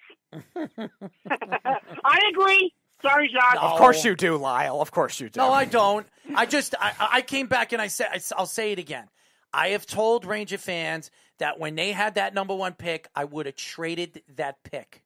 And every Ranger fan says, why are we going to trade a pick? We were going to get Alexis Lafreniere. You don't need Lafreniere. You don't need him. Look at the offensive talent you have around him. You don't need him. You had the number 2 pick the year before. Josh says the D is awful, man. Nobody but him. The Beef says Miller could be good, but we don't know yet. Yeah, it's still early with him. Trouba is trash. Trouba I like sucks. Keandre Miller.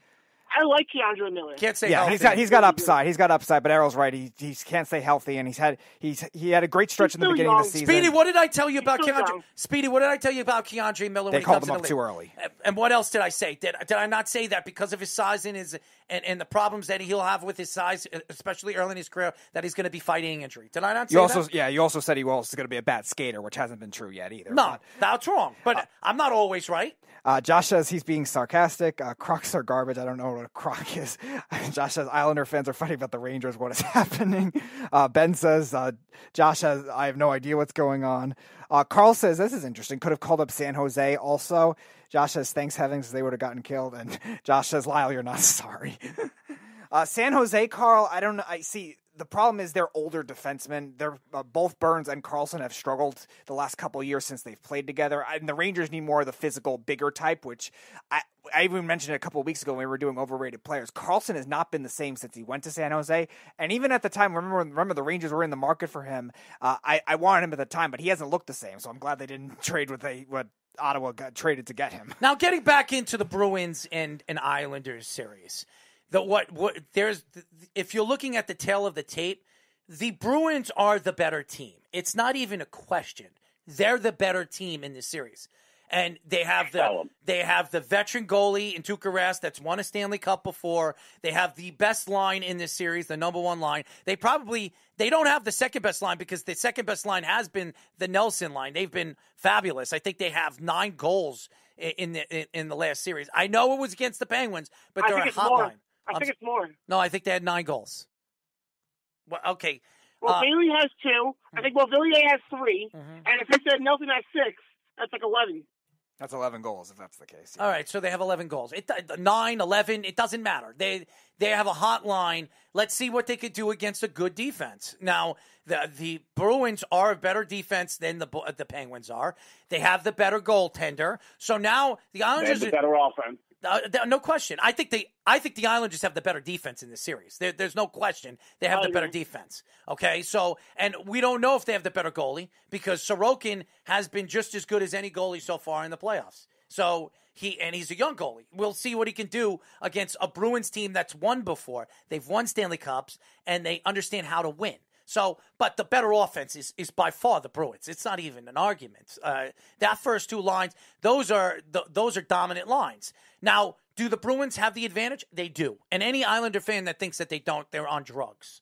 They're on drugs. And right now, I would say the Bruins win in 6 or 7 games. Right now, I want the Islanders to win, but I have to see in the first game. The Islanders need to win the first game. They cannot go into the Boston Garden and lose the first game. They have to show the Bruins that they're going to have a series. Carl says Lightning are a freight train. Yes, they are. Right now. Beef says Boston wins the series 4-2. The Lightning are cheaters. Everyone should point that out. Okay. I agree with Jeff on that one. Okay. 100%. Beef says Boston wins the series 4-2. And Snug says it'll be great with great joy that the city of Boston gets to kick New York in the ass again. Okay. And what happens if, let's say, Snug, that the Islanders win the series? What are you going to say then? What are you going to say? Because that's not going to happen, but okay. But what happens if it does, Jeff? What are you going to say then? Are you going to hide? You're going to hide under a rock? Speedy, record this. Listen, that has just about as much chance of happening as Beach saying something. Now, Jeff, let me ask you a question, because you know this is playoff hockey, and hockey is completely different than any other sport. You get a hot goaltender, it can turn anything. Absolutely. Any series on its head. Absolutely. Sure. And that's what I'm saying. If Sorokin stands on his head in this series and their defense plays better than what they did, because I'll tell you this. You do this all the time. You only look at things one way. No, I don't. All you do. I just picked the Bruins to win, you idiot. No, hold on. But you go, but Sorokin says, you're discounting the guy that has the best save percentage in the history of the NHL in the playoffs, Tuukka Rask. What a Tuukka Rask! I watched Tuukka Rask in the Stanley Cup Finals against the St. Louis Bruins give up some of the worst goals I've ever seen. Worst. Horrible. The worst. You know what the thing about him is? Here's legitimately the thing about him, seriously, and it's actually scary how often this happens. He'll let in the one that's the easiest save on the planet, and he will stop the shot that was destined to hit the back of the net. He'll stop that one 100% of the time, and then he'll let in some of the softest goals you'll ever absolutely. see. I saw like 6 or 7 goals that were horrendous in that series, and I was there when in game number 5 he gave up 2 really bad. In game 7 he gave up 2 really bad goals, especially in the first period. That me and you could have stopped, Jeff. I could have stopped them. One of them just was squeaked right through his wickets. You saw the whole thing. That's what can happen. But and it can happen. Sorokin could stand on his head. He's a terrific goaltender. You're pointing out all the reasons that it could happen. Mm-hmm. But you'd have to see Pasta go cold. You'd have to see Marshy go cold. You'd have to see Hall Krejci, Bergeron, Coyle, DeBrusk that have to all go cold. Not necessarily go cold. I mean, the Islanders are going to have to play tough defense against them. You know this is going to be a hard-hitting series. Islanders are way more physical than Washington, though, and that's a big factor. But they're not way more physical than Boston. The Islanders are more physical than Washington, and Washington has, like, Tom Wilson and some other guys that can... Islanders are one of the more physical teams in the NHL, yes, they are. Garnet Hathaway can hit. Tom Wilson can certainly hit.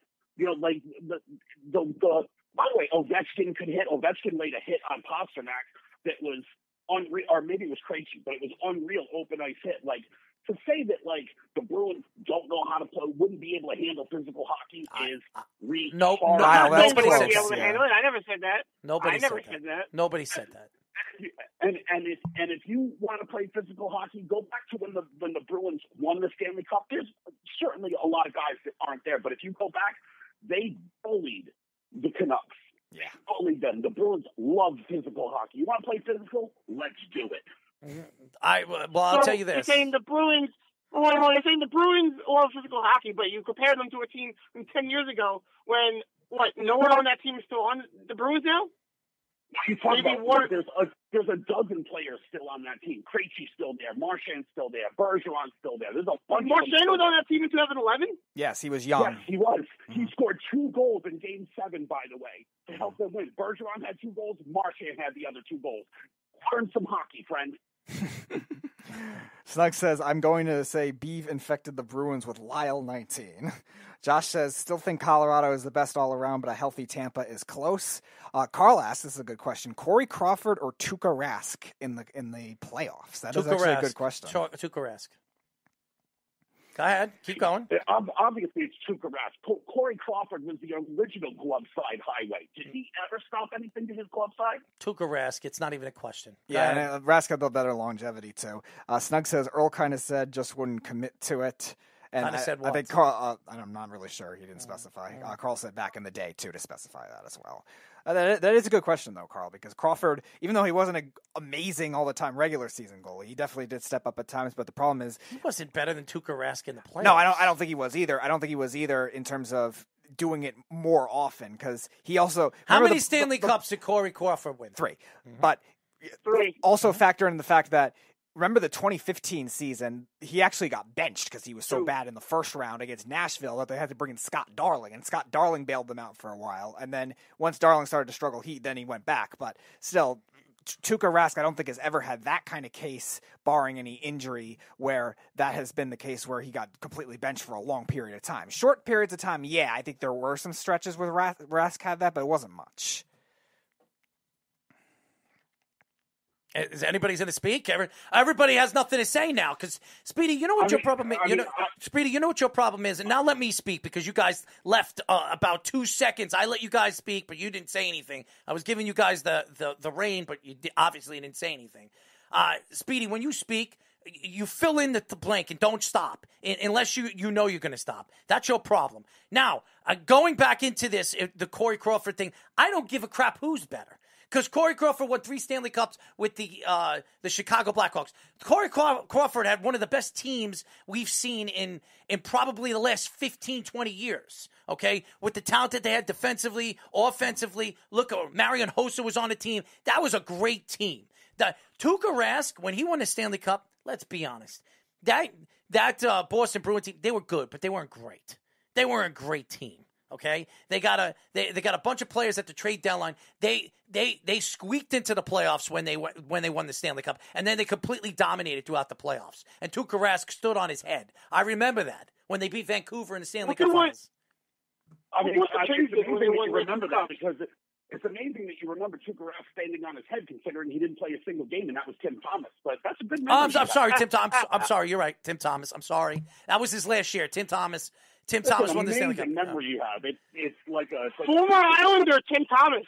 Yeah, it was, and I remember that was Tim Thomas's last year. Only get good when they leave, Lyle. Tuukka Rask got hurt in the second round, right? Tim Thomas never played a game for the Islanders. He was traded there to meet the cap floor. Who cares? It's the same as the Zdeno Chara. You get off the island, you're destined for greatness. Well, that's not true. Zygmunt Palffy, Pierre Turgeon. There were a lot of great Islanders, Jeff. Stop. Pat LaFontaine. You're going back to the 50s? Pat LaFontaine. They weren't good a team players. in the 50s. 80s? Okay, there's the 80s. We're in the Pat 80s. LaFontaine was not. That was the 90s. Pat LaFontaine. It was late 80s, early 90s. Late 80s.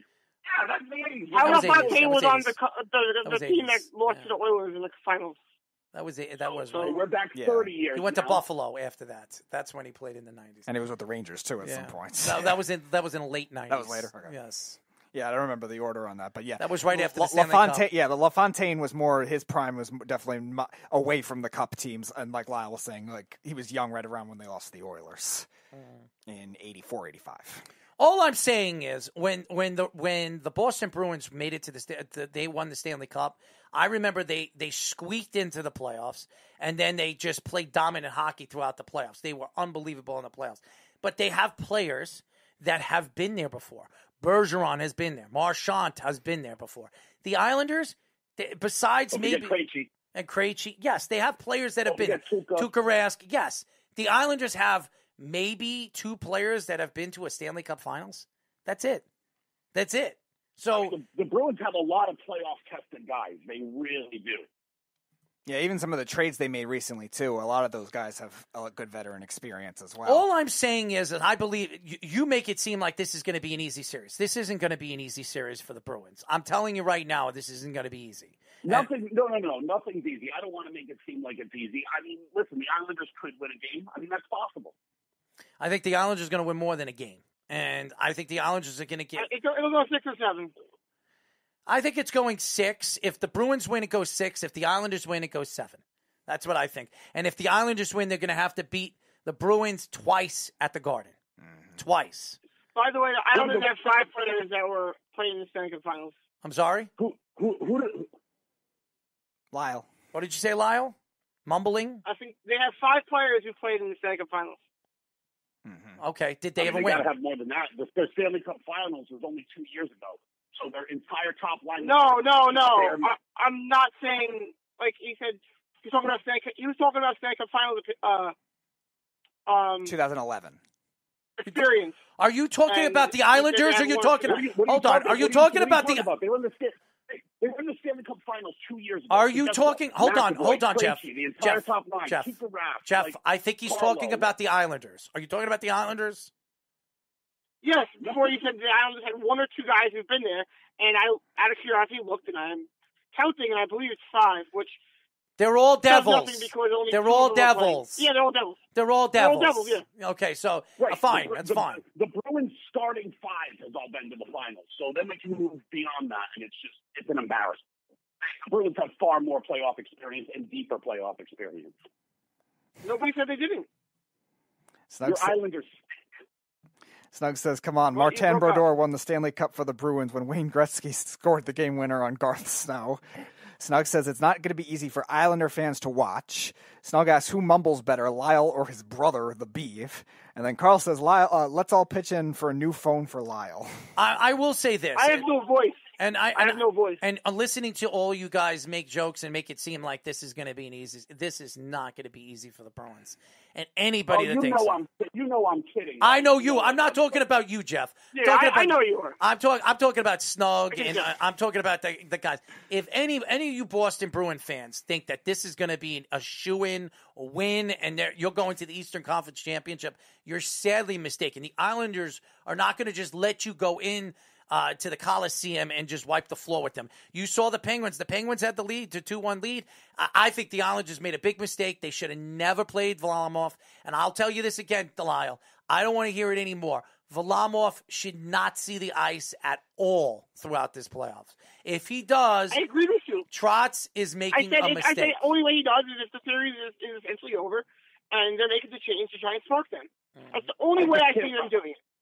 I can't wait until Marchand does some dirty shit to Ilya Samsonov. What's his name? Sorokin.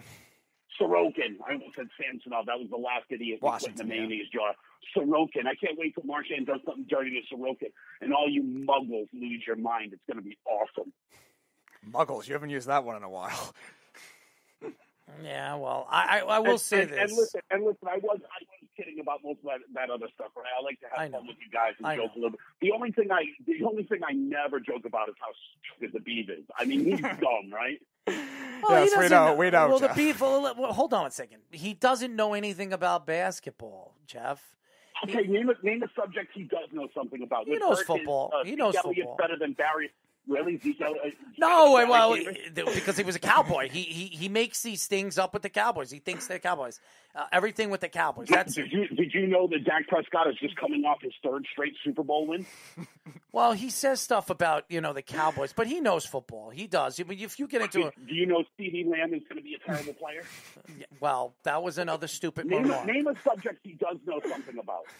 Well, we've talked. He's embarrassed himself from every subject, from making potato salad at LA to now basketball, and obviously the Cowboys. Well, he doesn't watch much basketball because he was a Chicago Bulls fan growing up, and he hasn't watched enough of that because the Bulls have sucked since Jordan has left. Okay, and Derrick Rose. Actually, they were good with Derrick Rose for a little bit. So, go ahead. I got to go, but hey, good luck this series, Jeff. Yes, good luck to you. Call in next week. Have a good night, everybody. I think it'll be a fun series, Lyle. I hope that you enjoy watching the Bruins dominate you. I hope you wear a ball gag. You're going to be a complete submissive to Brad Marchand for the next week. If the Islanders have any chance to win this series, they have to win Game 1. I really think that Game 1 show the Bruins that you can win a game at the Garden. That's when the Bruins will start to play catch me up, and they'll start pressing. And I think they have to win. They have to win Game 1 or Game 2. There's no question that they have to. But I think Game 1 is so important for the Islanders to really shut up the crowd and shut the Bruins fans up, because you need to do that against the Bruins. Because I'm going to tell you right now, I don't know what Lyle is saying.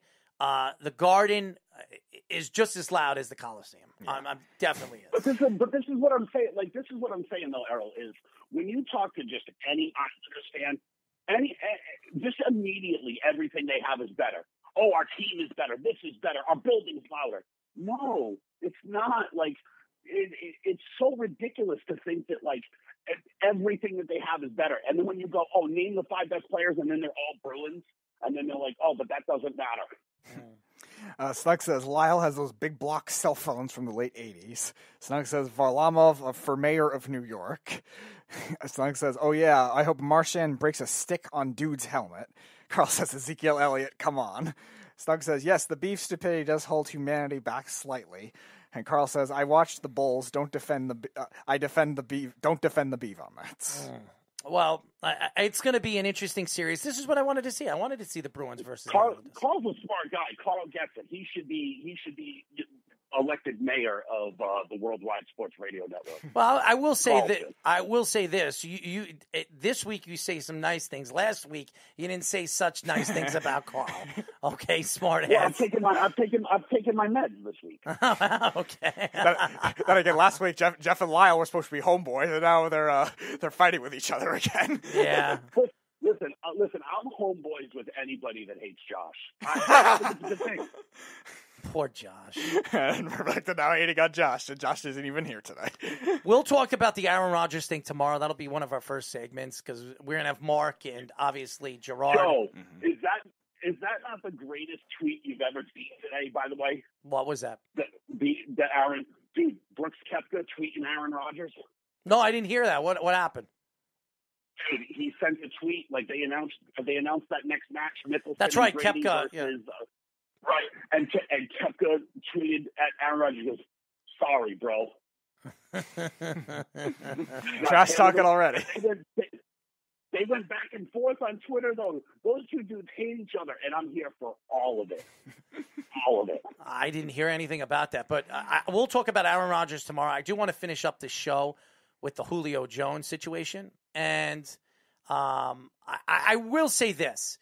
Julio Jones is still an elite wide receiver in this league. He's no question an elite wide receiver in this league. He can't stay healthy, but he's an elite wide receiver. And we were talking about where could he go. There's only one team I think he's going to, and that's the New England Patriots. New England. Yeah, I think so. That's right. Ship him to New England, baby. That's where I think he's going. I really do believe that. I mean, everything It's that I've so read. great, isn't it? I mean, Bill Belichick right now is negotiating and talking trade with them. Julio Jones already came out and said that he wants out, so he's not staying with Atlanta, which is surprising. Especially Julio Jones, who's more of a quiet guy, doesn't really speak up. He doesn't really say anything. He came out and said that he wants out. I think he has a great relationship with Cam Newton. He wants to play with Cam. I don't know if Cam's gonna hold that job for the whole season. I think even Cam Newton can't screw up that offense. They get Julio Jones and it's Aguilar and Bourne and Julio and Jonnu and Hunter Henry. Even Cam Newton couldn't screw that up. Well, we'll see. I think one way or another you're going to see the young kid go in one way or another this year. I do, and I think he's the kind of guy. I'm telling you right now. I know you don't like Mac Jones, but I think it was Listen. It's not personal, right? Like I don't make things personal, right? Like I'm not making it personal. I just believe Mac Jones was surrounded by superior talent. No question. He's going to be surrounded by superior talent with the Patriots too. If they get Julio Jones, I don't think he's going to get a chance. I don't think he's going to get a chance this year.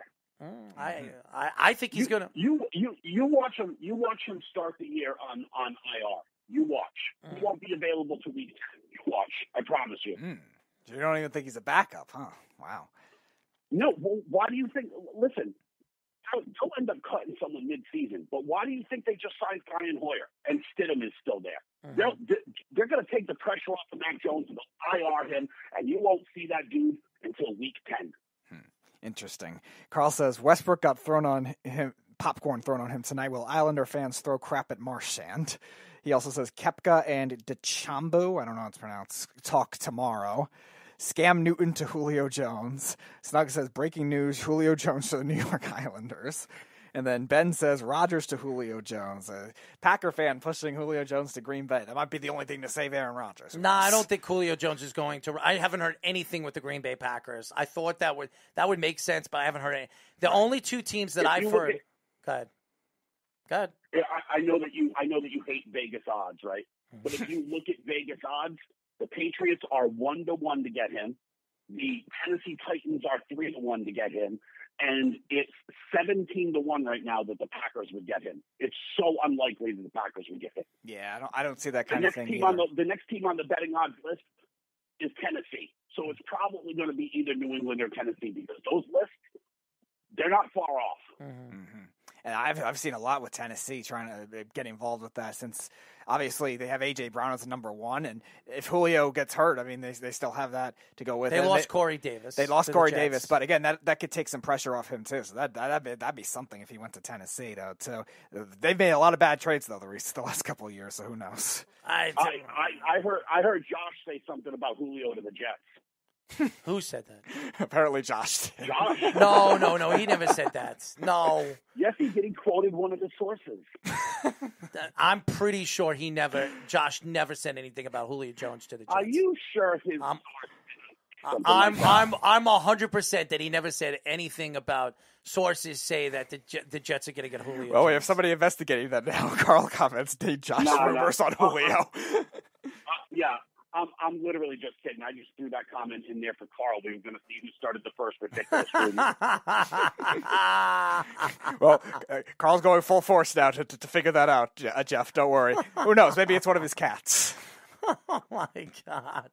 Oh my God! I can't wait until tomorrow's show. 3 hours of this, and then you have Mark and Gerard coming on the show. Mm-hmm. Oh my God! Mark is coming on. What are they going to talk about? Alabama track and field, or perhaps Alabama softball? Oh my God! Tomorrow's gonna be fun. The Alabama golf team is still pretty good.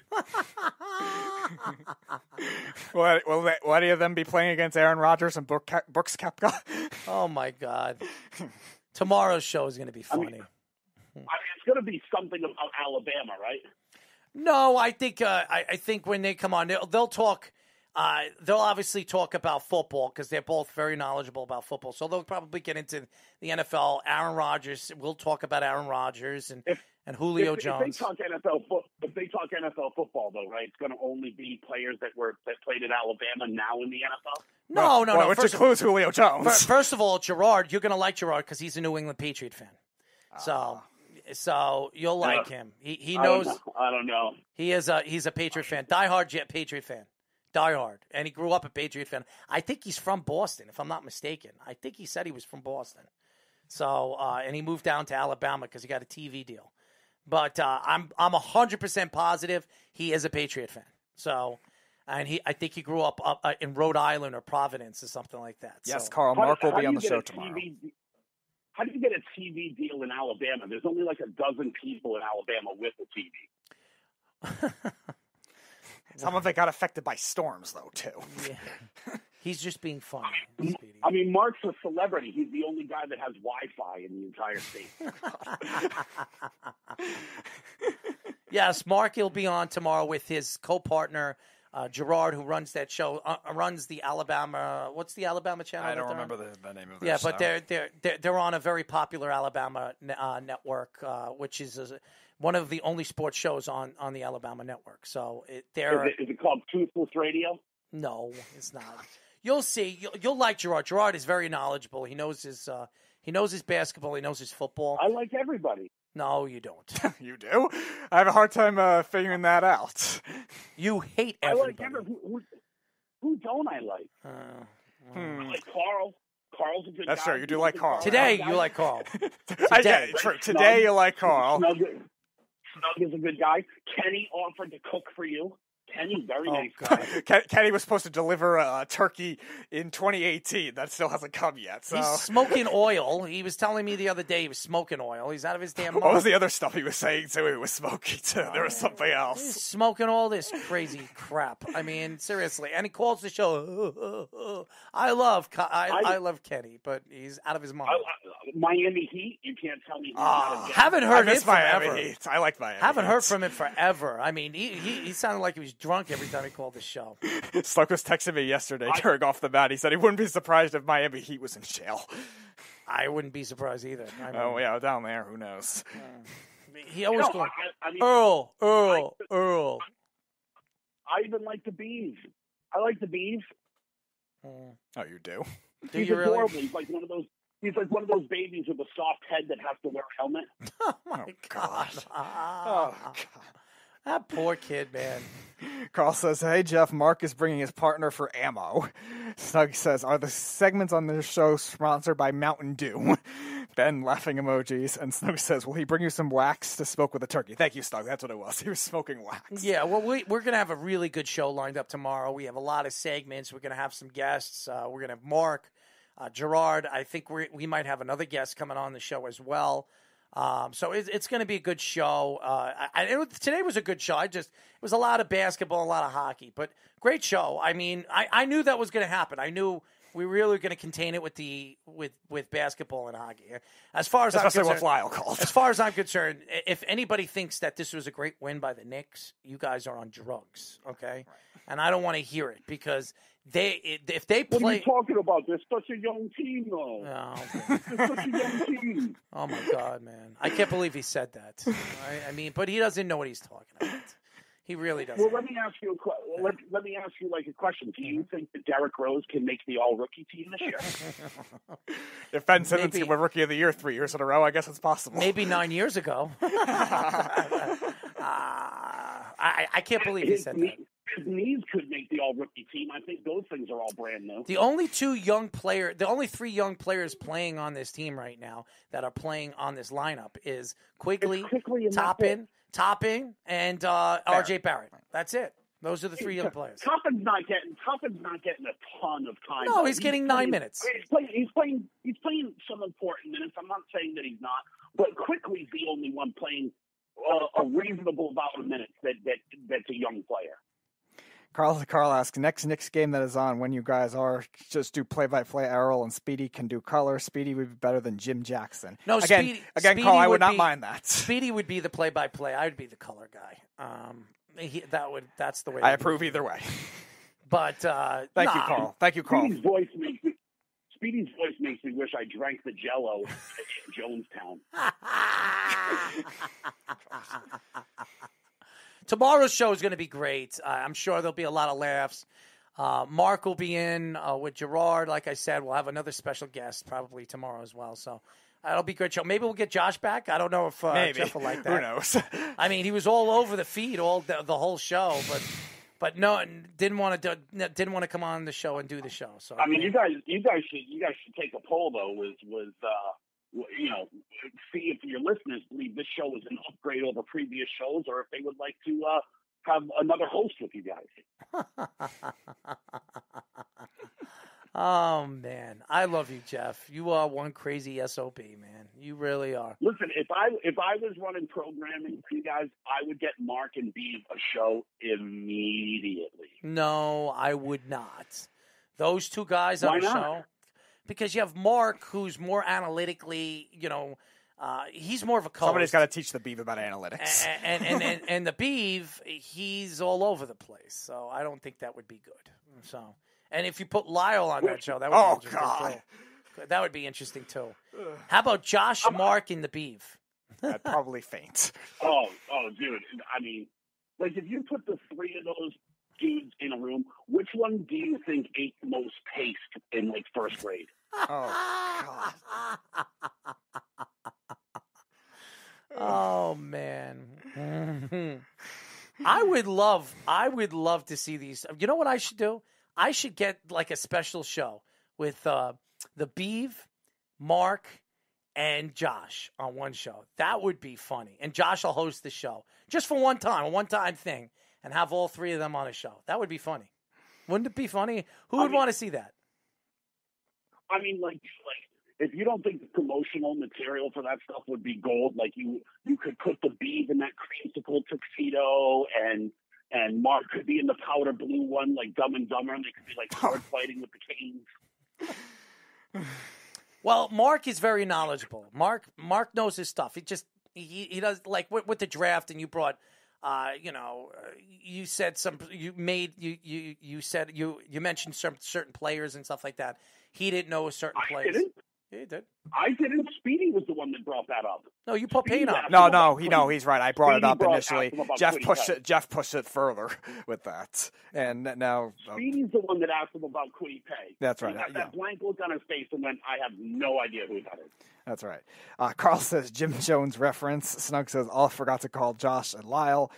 Snug says please God they are perfect for a show. Ben says Lyle for host. Carl says adjust your levels if Lyle is hosting. Snug says anything with Kenny. I guess that would be the crazy fourth one to add to that one. The world's biggest train wreck in the history of radio. Carl says Quiddy Pay with an exclamation point, and Ben says marketing gold. Just fun Quiddy Pay fact for you. Do you know what position Quiddy Pay played in high school? You said running back. Running back. Yeah, he was a running back. How would you like to be a 17-year-old kid and try to tackle a 320-pound dude that runs like a 4.5? Yeah. Well, let's see what he could do in the NFL. They say he's raw. They say he's a raw player. He went to Michigan. No, what team did he get traded? Indianapolis. I think he went to Indianapolis. Yes, right? I think he went to 21st overall. So he's going to a good defense. He's going a very good defense. So we'll see how he develops. If he develops into a great player, Jeff, you would be right. So I don't know if a lot of these players. I didn't say he was going to be great. No, you said he was going to be good. You didn't say great. You said he was going to be good. No, he's just a raw player. No one really knows what he's going to be. He's had some injury history too. But. Yeah, right. But like Errol was saying, it's a very good defense and a defensive coordinator that definitely something that could benefit him. Even though they've had some trouble with younger edge rushers so far, that's still a better situation than most. A defensive coordinator that's getting a job. He's going to get a job next year. The one that I'm going to catch. The one that I'm going to catch shit for is if David Collins doesn't murder somebody this year. Then you guys will be all over me. Well, very possible though, Jeff. If Jadeveon Clowney, if Collins, I'm sorry, if Collins becomes the player that he is, he's going to a good team too. A very good Arizona team that has a very good defense. I believe. Listen, when it comes to college football, I would agree with you. Because you know your college football. I'm not going to argue with you with that. And I've said that to many people that have called the show or have argued. Even Josh trying to argue with you. I said, you have not a chance to win in an argument when it comes to college football. So Carl says in reference to Kwity Paye, he won't be great or good, but he is a great life story. That is true, Carl. Snug says he can't be that good. He didn't go to Bama. And Ben said he wasn't a Badger. He isn't that good. # running back you. Was that Mark that made that comment that he didn't go to Alabama? Can't be that good. He didn't No, that was That's Snug. I think mocking Mark. I feel bad. Seems about right. You guys like attacking him because it's not about Bama. And listen, we'll see because he thinks Devontae Smith is going to be a sensational NFL player. If he is, he was right. But I don't know. He's too small. Here's the problem, right? You're sad for these guys. We poke fun at that Mark and the Beeve. Yo, listen, you're just getting like teased a little bit. Maybe you should go to them and be like, I don't know, hey, how about developing some thick skin and don't be a pussy? You know what I'm saying? Like, we're just having fun with them, and they cry. Well, I said to Mark... What's the Tom Hanks line? There's no crying in baseball. Yeah, I actually reached out to Mark when he didn't show back up on the show, and I said... And he told me I didn't want to come on the show. I wanted to talk sports. I don't want to deal with somebody, even though I respect his knowledge in sports. He attacks me like I'm not knowledgeable of what I do. And I Jeff, you're just a different personality. I told that to Mark. And you listen. Can we not poke fun at people anymore? Are we turning into a complete world where nobody can have fun? Well, like I said, Mark is going to come on the show with Gerard. We're gonna talk with them a little bit of sports, and if you want to call the show after we get into conversation, I won't call because I can't have fun, and I will keep all of my comments in the comment section non-sarcastic, and I will just nod and agree. Great point. That's not going to happen. Perfect. That's not happening. I know that. It will. I promise you it will. No, Jeff, what happens if the beef calls? Jeff, I want you to. If I see one person in the chat having fun, I'm going to get so mad. So mad. Jeff, what happens if the beef calls? We can't make fun of him. No, there's no more fun here. Jeff, I think it'll be really, really funny, and I think you'll like Gerard. Gerard is very knowledgeable when it comes to football. And I like everybody. No, you don't. You definitely what are you do. talking about? I like everybody. You do not. Jeff, I know you. I get along with you here and there, and we actually have grown to become pretty cool and pretty good friends when it comes to, conversating about sports, but you do not like everybody. You definitely don't. So, you don't hate anybody. You don't hate anybody. I am 100% Jackie Moon, ELE. Everybody loves everybody. You're an idiot. Thanks, Jeff. I'll talk to you tomorrow. All right, boys. Enjoy, Speedy. You have a good night. I love you. Okay. Bye. Jeff, thank you for the Jackie Moon reference too. That's a good way to go out. I love it. Listen, I love when Jeff goes back and forth. He has every right to ask him a question. Hey, listen, this is sports radio. This is what it is. You entertain, you argue, and maybe you don't like what somebody says. Maybe you disagree with that person says. That's why you call up and you argue it. And we let you guys talk. We let you guys speak. We don't hang up on you. We don't tell you to get the hell off. You can attack us, and that's why I told Josh to take a step back. Don't worry about what they say. I've heard it all. You deal with it. You roll with the punch. Speedy's heard it all. Heard from it all. So yes, I had to deal with the brunt of it in 2017 with Jeff. A lot of things that were worse between when we had our old periscopes. When I dealt with Jeff and Snug in the beginning, 7-8 years ago, who do you think took the brunt of it? You were telling me you took the brunt. I took the brunt of it, but I loved it. Mikey C would sit there with his finger up his ass, doing nothing, saying nothing. The only person that had my side out of all the people was probably Carl. Carl, there you go. Carl, and I had another Chicago guy, I forget his name. He called. He was a truck driver. Loved our show. Used to call the show. Loved my takes on sports. I mean, most of them like the takes, but people have their favorites. And Mikey C, who doesn't really say anything or do anything, Mikey was very quiet, and strategic on how he attacked the subject. Speaking of Carl, Carl says, I love Bama, but I know players on other teams. And now Carl going at Mikey C. You know who couldn't take it? Oreo Boy. Mikey C would go after all of us. Yep. No, Mikey C would get angry. Mikey C would get angry when nobody had his side. And Mikey thought everybody, he had his like people, a fan club or something like that. People would go in and out of his scope. They were like, we would have the scopes from Periscope. I'd have like 4,000, and he would like, one day he would have like 5, or I'll have 6, and he'll have like 3, and he'd complain like, why are they on your side when they should be on mine? Because he would just pay attention to everybody on the scopes. He wouldn't pay attention to the show. And it used to piss me off when I was doing a 3-hour show by myself. Yeah, sounds like him. And then, and then when we get into the Celtics situation, then it was all about. Then he's all in. He was all in about the Celtics and arguing the Celtics with me. Yeah, sounds about right. Snug says, what? I couldn't imagine a world where you can't make fun of the beef. Snug says, Mikey C. was an awesome co-host. Mikey was the king of the comedy corner. And then, come on, Jeff says, come on, guys, be nice. E_L_E. The funny thing is Mikey wasn't funny. Okay, the comedy corner, he wasn't even funny. The funny guy on the show was me. Mikey would say anything and do nothing into the conversation until I mentioned the Celtics. Once the Celtics, it opened up a can of worms throughout the show, and it would be a fight to the finish all the way to the end of the show. Carl says Mikey C would mute me, and you would let me on because I would argue him off. Oh, yeah. Come on, you can't mute Carl. Carl.